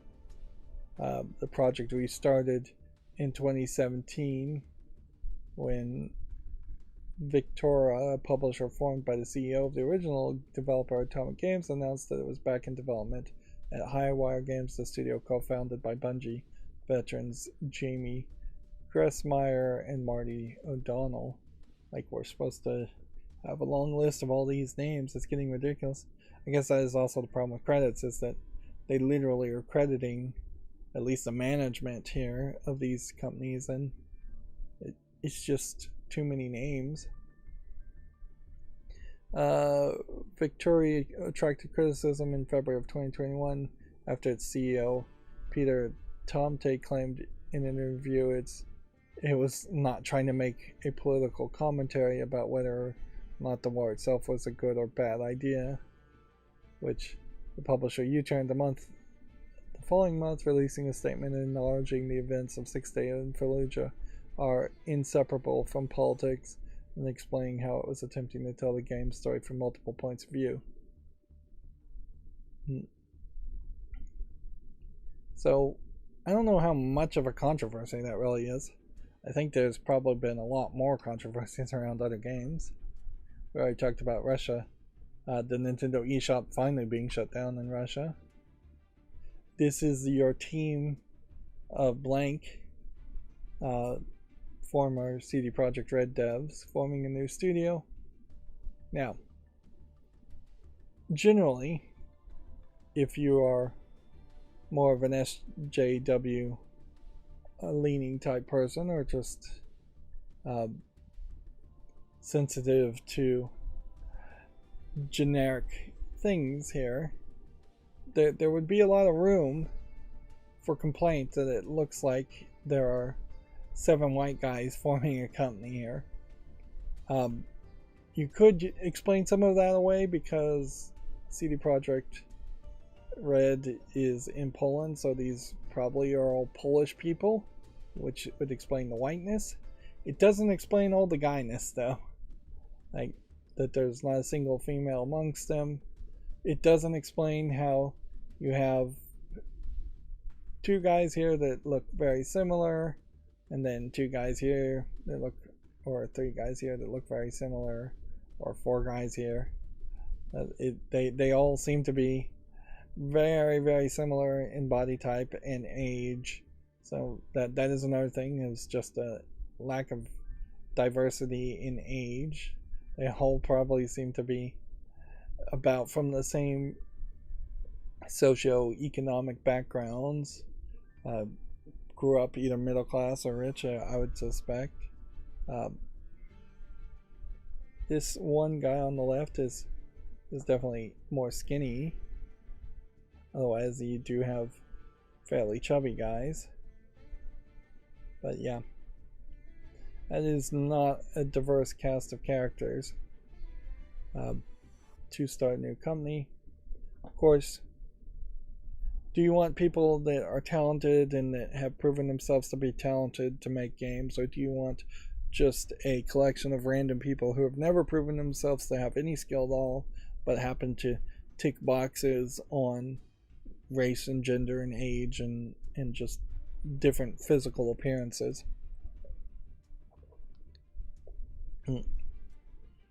And at a certain level, as a gamer, I think you want people that are talented that can make a good game.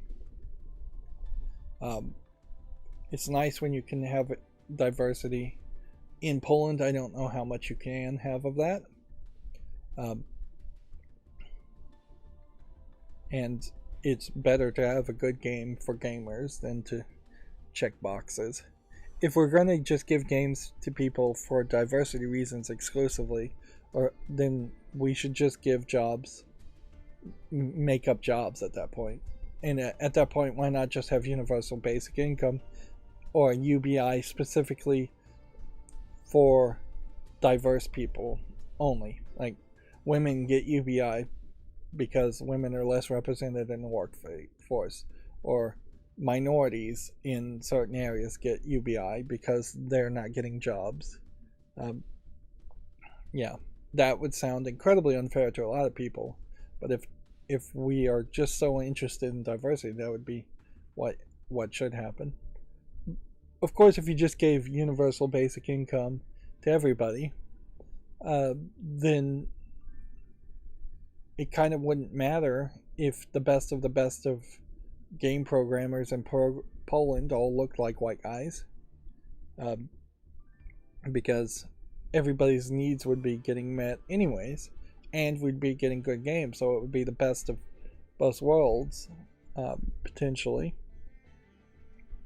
And there was an interesting post on Reddit to point out, we talk about minimum wage and we talk about living wages, but we are really stupid in the fact that nobody talks about thriving wages. If there is actual United States of America exceptionalism, and the USA is one of the best countries in the world, which it often claims to be, then why aren't we pushing for a thriving wage where every possible person is getting paid more than enough money to thrive, instead of pushing for like minimum wage increases or living wages increases, if we could even get to that point. Let's just jump over living wage to thriving. Moving on, we already talked about Kojima not being involved with Metal Gear Solid 3. I don't see a reason why he should be involved. He would want to do something new and change the game drastically. And if Metal Gear Solid 3 Delta changes the narrative even a little, I think people would be unhappy with that. I think they really just want the same old game with no new Easter eggs or no new twists. If they were going to reboot the series, that would be different, but that's going to take work, and I don't think Konami's going to be willing to fund work there. What they aren't saying is any promises of any new Metal Gear Solid games coming out. There was also some speculation that the state of play that happened most recently at the PlayStation Network uh, was not going to be the only state of play this year.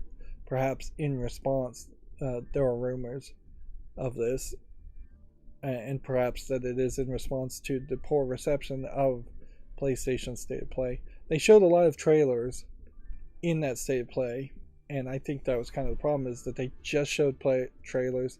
They didn't have anybody really talking about the games, and even as it was at the peak of hypeness, a lot of mainstream video game journal sites were not reporting on half of the games that were being announced, and the names of those games were just not recognizable because they were just new names for new games, and we hadn't heard anything around it. So I think they muddied the waters too much with too many trailers and too many announcements, instead of potentially talking about a smaller number of games and having multiple announcement state of plays. Of course, if they are going to make a new state of play, they still would probably have to find a way to make it more impactful. Moving on, Video Games Chronicles says that Blizzard says that the Diablo 4 servers are prepared for launch traffic. We've done the work we could do to make launch day as smooth as possible, which that doesn't really mean anything. It very easily could have problems.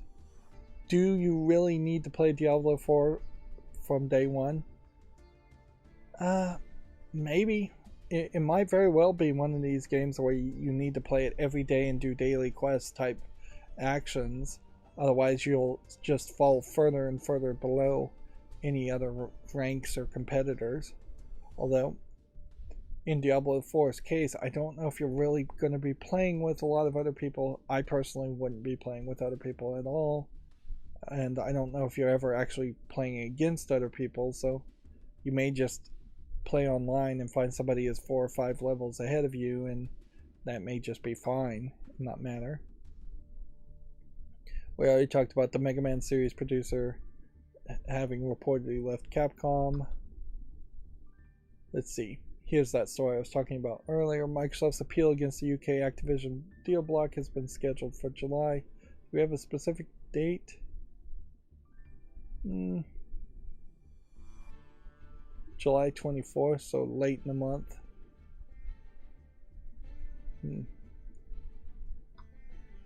Like a Dragon Studio Ruga Gotoku is holding a product showcase next month, potentially announcing something new, or maybe just showing off things.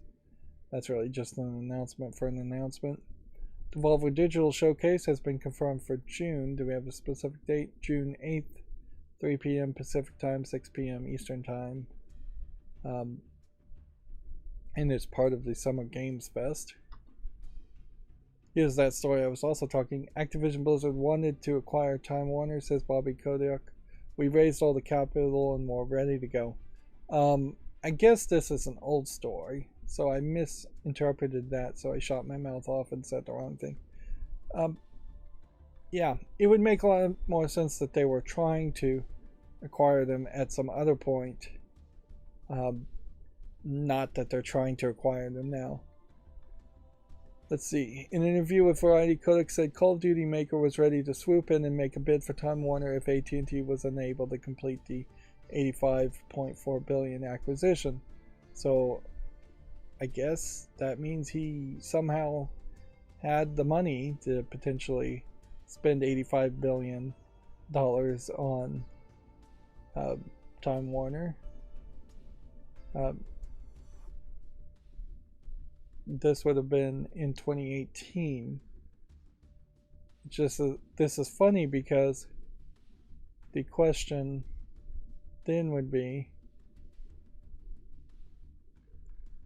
how much money did they lose from 2018 to now that Activision Blizzard is being valued at a very cheap $69 billion for all of Activision Blizzard, and yet they somehow in 2018 had raised probably 86 billion or more, unless they were just going to make a lowball offer. Yeah, interesting. I guess that really does show that maybe bad news eventually does whittle down your game company, but I'm not sure if the valuation around Activision Blizzard has much to do with actually bad news and Bobby Kotick, or if it has more to do with the fact that Activision Blizzard games in general just haven't been selling particularly well, and they've gotten worse and worse, which goes back to the idea of Diablo 4 being a Blizzard game, and yet people are super hyped around it. I guess there might be a danger that if this acquisition falls through with Microsoft, Microsoft might have to come back and offer a lot more money to try to acquire them, and they may not be willing to offer more money. It very possibly was mostly a cheap sale decision, in the sense that they decided to try and acquire Activision Blizzard.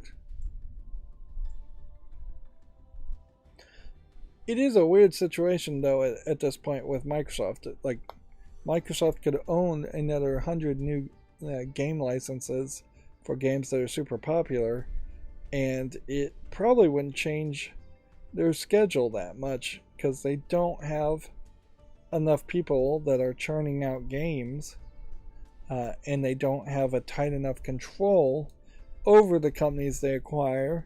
They're intentionally not putting any tight controls on it to actually force these games to get made, and get made in a good quality that they'd actually sell, or get made in a reasonable amount of time.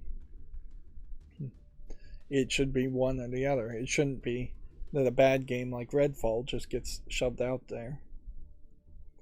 A horde survivor and farm simulation game hybrid called We Spike Survivors? I want to say Wisp Ike Survivors.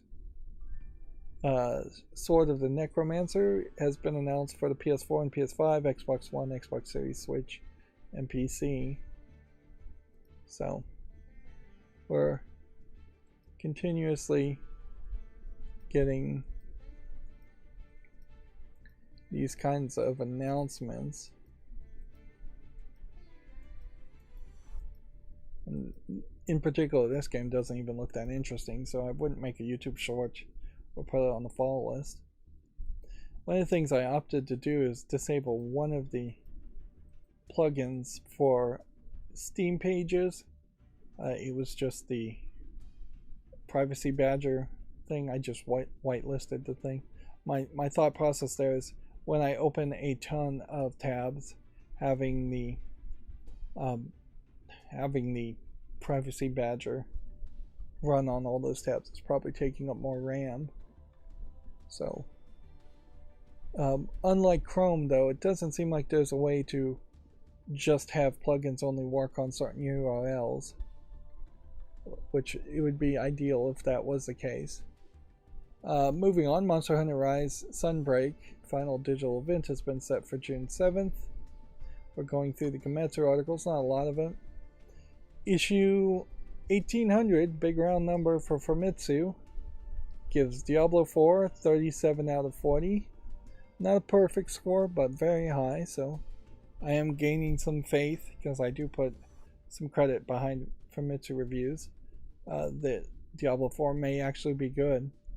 Although I am still fairly concerned that it could just be a total bait and switch when it actually launches, and that there could be a lot of microtransactions that just were not in the review versions. This is also a weirdly pixely image that's being shown here. A game called Fallen Knight is 26 out of 40, particularly awful. And then Glitchbuster Stuck on You is 31 out of 40. What's funny about this is, let's see. Fallen Knight is a game I don't recognize, and it's 26 out of 40. But if I click Famitsu and look at the reviews for issue 1799, we have Redfall at 30 out of 40. I thought there was Lord of the Rings Golem, though. Maybe they didn't review that one? Yeah. I guess they just haven't reviewed Lord of the Rings Golem. They probably just skipped it completely. Puzzle Quest 3 for the PS5, PS4, Xbox Series, and Xbox One is now available. Free-to-play puzzle game hits consoles. This has been on Steam, and you can see it is very mixed reviewed. People not really liking it. It's a free-to-play game, but then there's also some microtransactions. Why do people not like Puzzle Quest 3? It's funny how the more sequel Puzzle Quest gets, the worse it becomes. Also, it's pay-to-win garbage.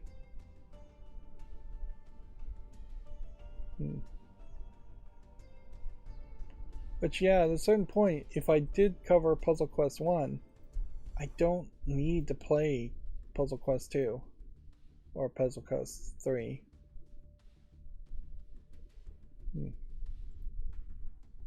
If it is actually available, even play Puzzle Quest 2 or Puzzle Quest 3.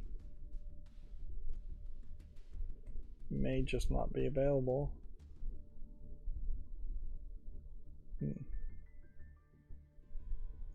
Puzzle Quest 3 is listed. Games, strategy games. Yep. It's a long list under the publisher. Nope. It just does not seem like Puzzle Quest 3 or Puzzle Quest 1 or 2 is actually available on Steam. Let's see. The Devolver Direct apparently is subtitled The Return of Volvi, set for June 8th. Digital Devolver's quote beloved mascot returns. I'm not sure this mascot actually existed before this announcement, but this seems like they are going in a silly direction once again with a Devolver Direct.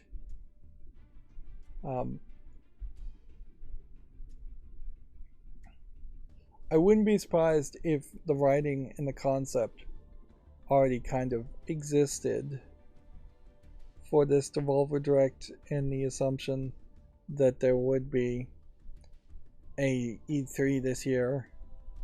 And certainly it would have made a lot of sense to have a fake mascot that didn't exist and bring them back because E3 was coming back. But I wouldn't be surprised if there aren't really Devolver Directs in the same way going forward. Instead, they just kind of announce games when they have games to announce. There's also this problem in that a significant amount of Devolver Digital games are joke games, and it's just getting out of hand and ridiculous. And they really should just try to make good games at this point and stop with the gimmicks and the jokes. Let's see, Ratchet and Clank Rift Apart. I think we had already pretty much talked about that, but I guess we didn't get a Steam link, so we'll put that on the fall list and make a YouTube short around that. Dragon Ball Breakers Season 3 launches June 9th. Which, okay. The Games with Gold games, Audios, and The Veil being announced. WrestleQuest launches August 8th. It includes a new trailer, including legendary wrestlers.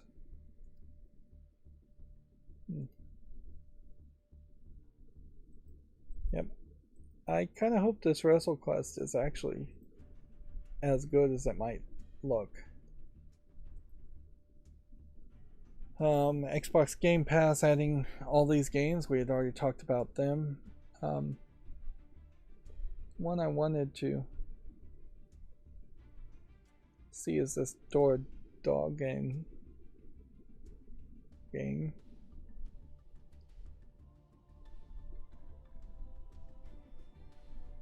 it doesn't have a link. Immerse yourself in a unique narrative experience and explore the thousand summer colors of Dorgane as you revisit your childhood to uncover lost family secrets in a touchingly formative journey. Yep. You can definitely see, though, how this is just way better broken down on Gamatsu, with each game getting a small description and each game being in bold and listed. So yeah, I'm gonna just always skip GameDeveloper.com. No, VideoGamesChronicle.com articles around the Games with Gold, where I talked about Ascension. Honor of Kings World multiplayer combat trailer is available if you want to check that out on Gamatsu. 6 Days at Fallujah will be released in Steam Early Access. But doesn't seem like there's a link to it. Raf Grassetti, ex-God of War art director, joining Netflix games. We talked about that. Midnight Suns developer Firaxis was the other company that was hit with staff layoffs.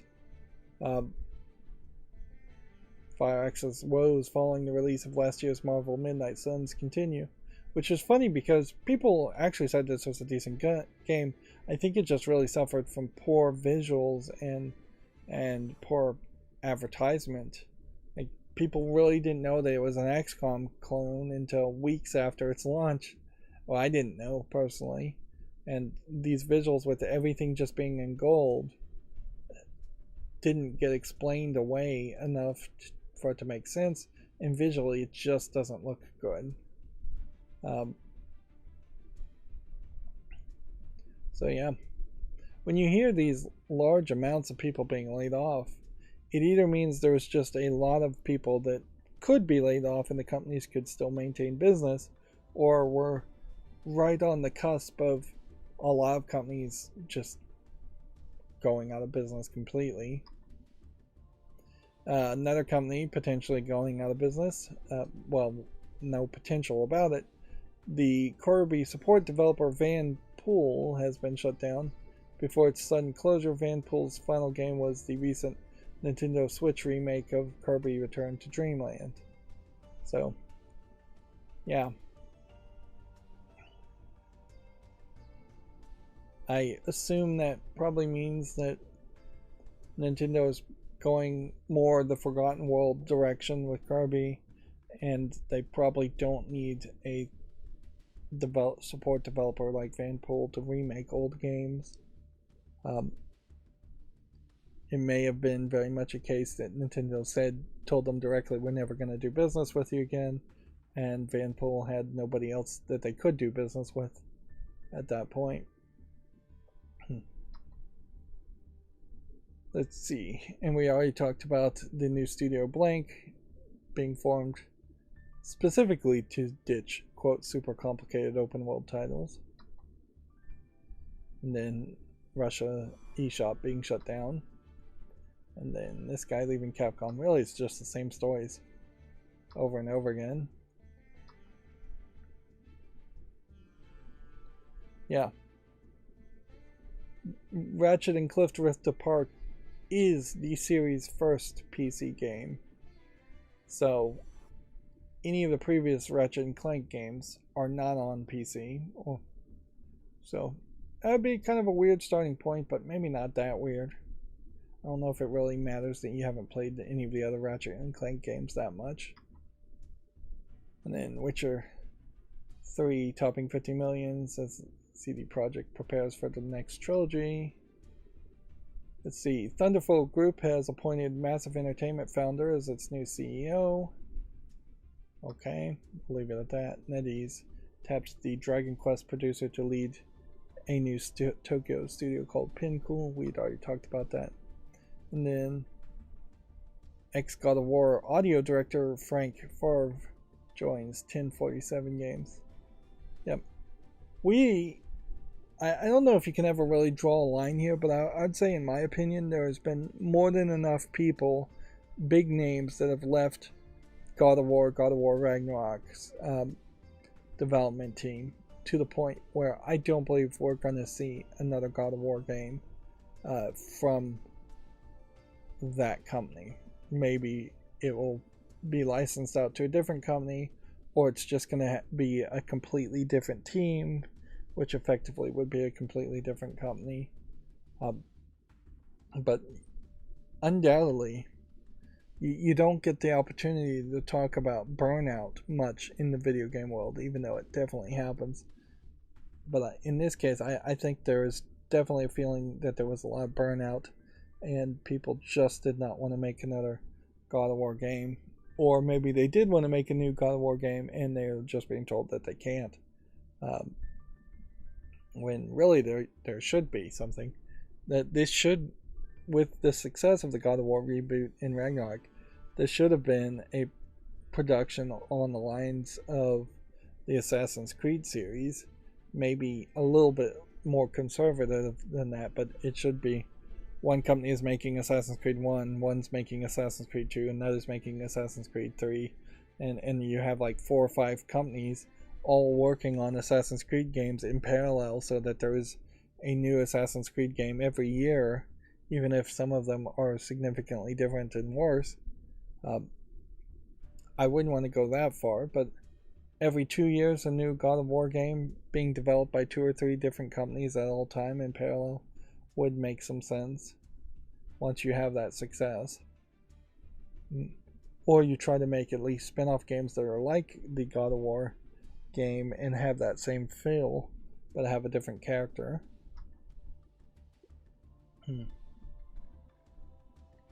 Yep. Let's see, where are we now? These are the new games. We have another Glass Masquerade game. These have been coming out fairly quick, but I kind of like their idea as doing puzzles a little bit differently. So it already has 30 positive reviews. I'm gonna go ahead and put that on the wish list. Where's Puzzle Quest? We already looked at. We'll move that from the follow list. Lord of the Otherworld. Is this an adult game?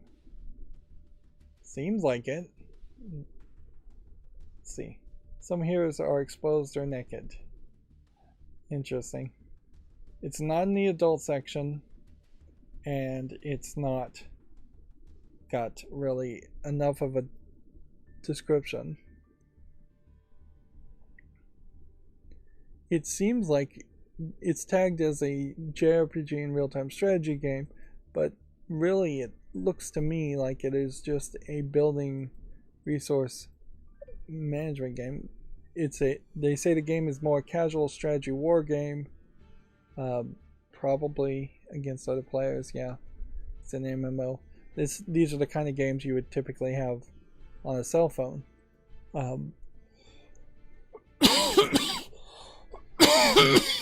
Excuse me. That being said, it is funny to just have an anime girl totally nude as just one of the characters.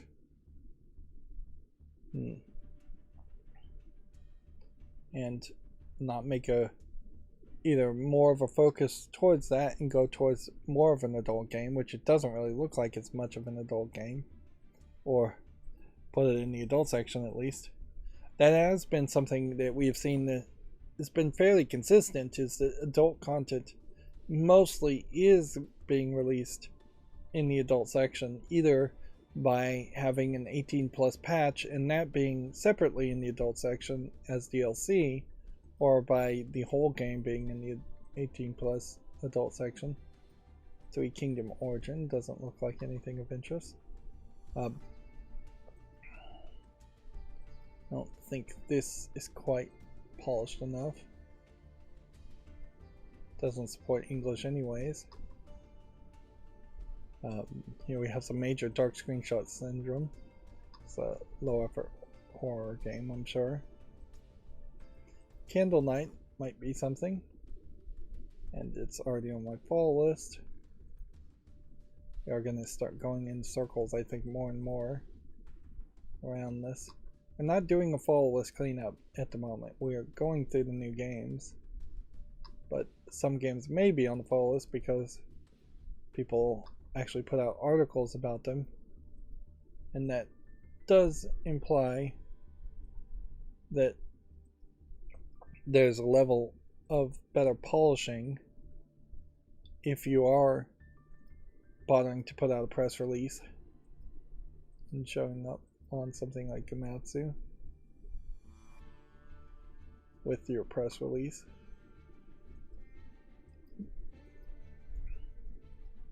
I'll make a YouTube short around this game, Fallen Kingdom, but I don't think it's my style game, since I'm mostly trying to avoid RPG and RPG Maker looking games.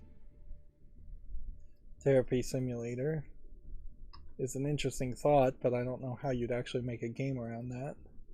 Here we have a Wardle clone, which we haven't seen that in a long time. Now this is interesting. We have an adult game called My Escort Company, and it's mostly negative. It is flat 2D, more Western animation style characters, although it is kind of more colorful in its color palette. Let's say it's a Western animator trying to use the color palette of anime. But I'm not really sure what kind of game it is. You'd think it would be a building simulation like strategy game where you're running an escort company. It says it has full audio in English, French, Italian, German, Spain, Spanish, and every other language it says it supports, but noticeably it does not support any Asian languages at all. No Japanese, no Korean, no Chinese. So I would have to kind of assume that this is probably like a Russian game if I was to guess. But English, French being the top two languages, you might argue it might be an English-French game. Let's see.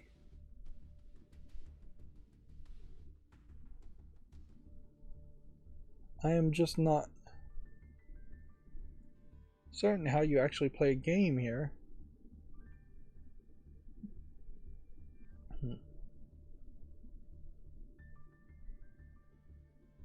And they say this is an escort company, but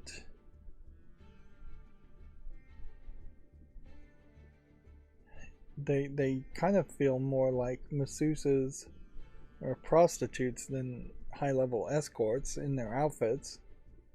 And it seems like the Johns are coming to them more than they're going to the Johns. It says there's 400 plus lewd elements to unlock, and I question that. Really? It says 10 videos and various poses and outfits per girl. 18 naughty strip cutscenes, 42 naughty elements per girl. I suspect the elements are probably very simplistic. Like, here's a different piece of lingerie or something. I guess the question to ask here is what? Let's look at the reviews. 9 minutes played and had to restart 4 times because the game locked me in a menu and there was no way out. The fact that you're charging $10 for this kind is insulting. Should be free or $1 at most, since you're essentially having the players play test the game for you. There's absolutely no content at the moment. The game isn't even beta ready state. It's honestly the worst and most alpha state games that I've tested, so the price is quite an insult. Do not buy it. There's absolutely nothing implemented in the game. So, yeah. I guess the reason why it's getting reviewed is so negatively is the best reason ever. The game is buggy and it's not delivering on what it's promising, or delivering a level of quality of a game in general. Now, is this an adult game? Like, strong language, mild violence, mild suggestive themes, nudity, use of alcohol. Alright, but again, not in the adult section. This art style and this thumbnail on the video made me think that this might be an adult game. Like, you have a very odd kind of Dutch angle going up here, and you're showing off the butts of this moe girl. And then same here, you've got sundress in the back of the moe girl, and it's just a lot of thighs being shown around this character, so you better be really interested in that one character, or because that seems to be a major focus. And then here you have a kind of moe style lady with big breasts, and then you have slightly taller ladies with big breasts. It looks to me like this was probably just an RPG Maker game, though, looking in the background where the actual game is.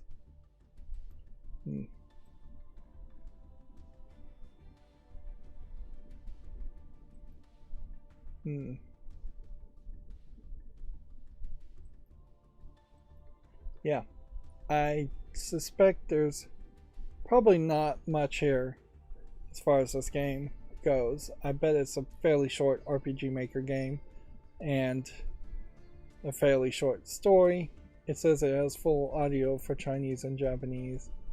It does feel like the story may be slightly different, but you're playing as a butler, I guess, that is off screen. This is a wealthy heiress from an Egyptian noble family. So this is the idea, I think, is that these are probably all of Egyptian descent ladies going for the more tanned look.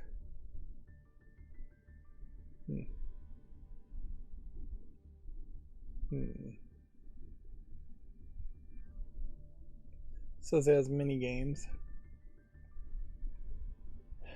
Yeah, this is really a story you'd have to really love. I'm going to put this on the follow list just to see if people actually do love this, but honestly I think YouTube might be a little bit upset with the more moe art styles and suggestive angles, and that's before I even hit play and potentially see what the videos are. That is still a big issue that I don't have a way of fixing, is that when I make a YouTube short, the video will play, and yet when I look at the games to determine whether something should have a YouTube short, I'm not looking at the video, so it is definitely a gamble that I'm taking. But it is a gamble I think that it's worth taking, because any other solution would just take a massive amount of more time and make it not worth it to make the YouTube shorts. It is perhaps a little bit reassuring, though, that that game was not immediately pushed into the adult section, if it really isn't a game that needed to be in the adult section. Apparently the main theme of this game was from the composer of StarCraft 2 Competitions, Iron Squid, and Nations of War. So it's not the composer of StarCraft 2 music, it's the composer of Competitions to StarCraft 2, Iron Squid, and Nations of War. That is deceptive. This is a free-to-play, looks like visual novel. doesn't look terrible in the animation, and since it's free to play, it's pretty much there. Now, I did hear a argument that I hadn't really considered much before, as far as the idea of playing visual novels on YouTube in long plays, is that you are effectively just turning every page of a book, particularly if you're talking about a kinetic visual novel where there is not any branching or choices being made. So yeah, I could see a no commentary long play of a visual novel being copyright infringement. I generally think that no commentary footage is probably copyright infringement most of the time anyways, because you're not adding commentary. But I wouldn't personally find myself guilty of copyright infringement if I was my own judge. If I was to play a visual novel, because I'd almost certainly do the constant commentary that I do for everything else. Just talk over it like crazy, add my own opinions, at the very least think things out loud and perhaps recap it, not just do a full abridged description of what's going on in the story, but add creative elements and criticism throughout the process. And I think that is just going to be your best bet as far as fair use and fair dealing. That being said, in Japan, you still seemingly could be thrown in jail for copyright infringement, which is crazy. Be thrown in jail for copyright infringement. It does sound like the guy that was arrested. I don't know if he's actually been thrown in jail yet. Though was not really adding much creativity to it. He was maybe making abridged versions that would replace the experience of the visual novels. And arguably, in that case, the reason why you'd want an abridged experience compared to some of the visual novels is the fact that the visual novels themselves are too long. So, if there is a percentage of your audience out there not willing to play Steins Gate was one of the visual novels because it's too long, then it really should fall on the creators of Steins Gate to say, hey, let's make our own abridged version of this game to satisfy that audience instead of having them seek out a solution elsewhere. This is kind of like PlayStation 1, PlayStation 2 era 3D RPG. English is not supported, it's an MMO. Weird. Some of these graphics almost feel a little nostalgic, even though I never really played an RPG quite at this level of graphics. Some of these graphics look pretty rough too.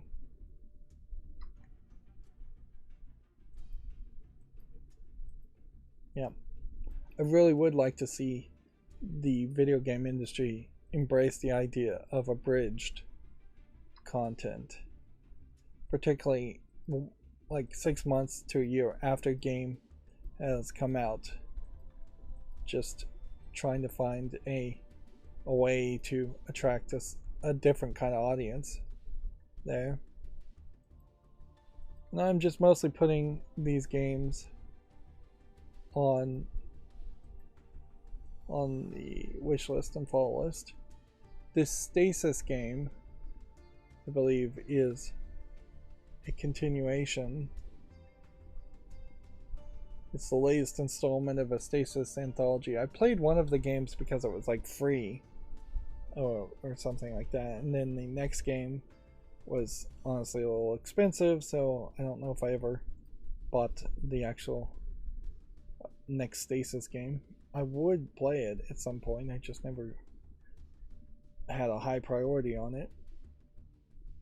There was a thing about Stasis, I think, that one of the ladies, maybe not this lady, was impregnated by aliens, and there there was a trailer around it. Let's see if we can find that game. Let's see. Yeah, Stasis.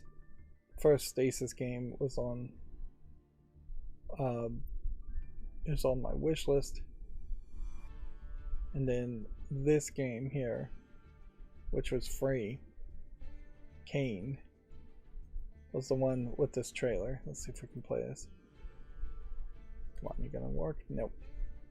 Well, the trailer is she wakes up and she's pregnant, and she has this like weird metallic restraint over her, a big pregnant belly. She has to escape.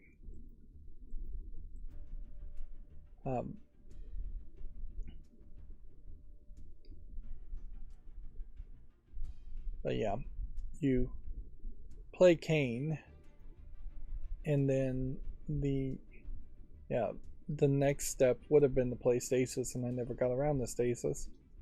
And now we have yet another Stasis game,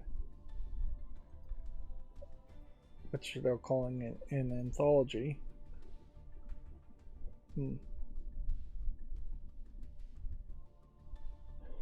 It is a weird horror game, though, too, so your audience may be somewhat more limited. Cinderstone Online. I'll make a YouTube short around this. This might be something kids get into. Runelight. I'll make a short around that too. Just skill shooter, we can say no to just by the name. Exit maze, we can say no to. Galactic Glitch Prologue. It has been a weird day as far as adult games, in that we've had at least 2 games that felt like they should have been in the adult section that weren't in the adult section, and we really haven't run into any real bundling of adult games being released at the same time.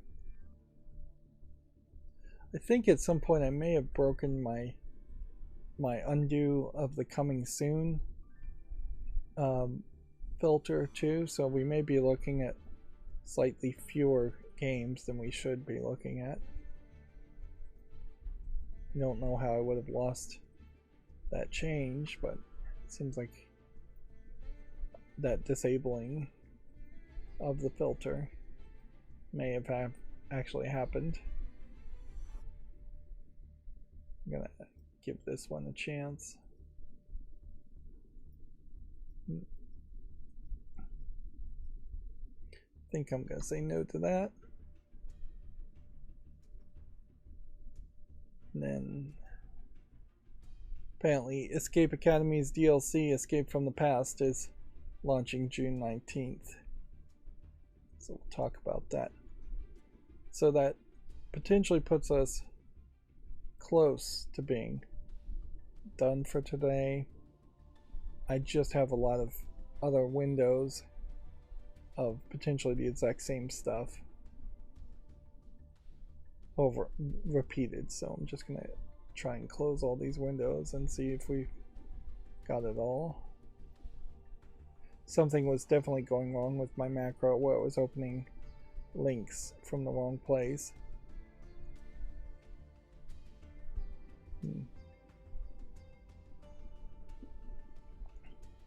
Like, let's see, here's our interstitial at things that should be launching. Yeah. Is this all fall list cleanup again? Yeah. We can get rid of that. Yeah, we have one that we need to leave on the follow list, I guess.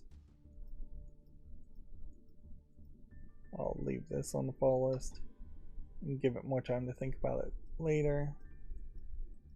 From Earth to Heaven isn't relevant enough, doesn't have enough reviews. Frog World we can get rid of. Frogville, I'll leave it. Anything with like frog in the name, I think I have a tendency to leave on the fall list, just in the thought that one of those is going to be a Frog Fractions 3. I think I could probably say no to this. Yeah, let's get rid of that. A chess game that's mixed reviewed, not relevant.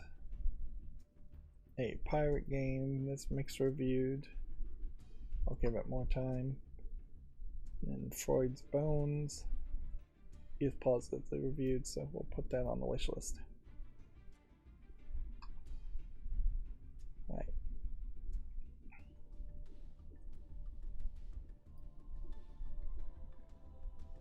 And inherently, every time I ran my macro, I would have yet another 10 or so fall list cleanups. So what I'm actively doing is accidentally cleaning up the fall list better than I really should. But that probably won't ever be an issue. Let's get rid of that. Because it just really won't matter. Unless the fall list got down to nearly 0 listings. Unless I just got rid of everything. We'll always have enough things to play on the fall list. The bigger concern, I would say, would be what happens if the wish list gets too big, which is perhaps what is happening, is that we are increasing the wish list to a massive amount when I really don't have a lot of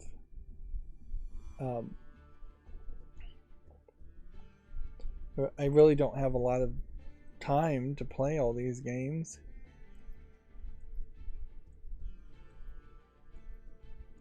Here we have a gay game in the adult section that's very positive, and it's a visual novel and good for it, but there's no reason to put it on the wish list. I can't buy it and I can't play it.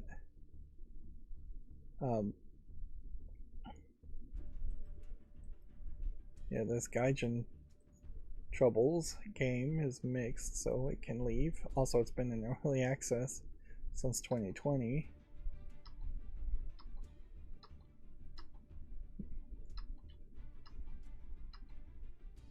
Alright, well, I think that's probably fixed all the issues here. I was getting a lot of views and a lot of comments. We didn't get any comments today. Maybe that's because I started too early, even because I have been streaming somewhat late. If anything, I guess just the inconsistency is the biggest deal here. But yeah, that's going to be it for this stream. Hopefully my macro will be working Friday. As always, I ask you to like, share, subscribe, comment, and watch every second of my videos. Help me with YouTube. And then if you want to support me further, there's a bunch of links down below. Thank you for watching. Have a good evening.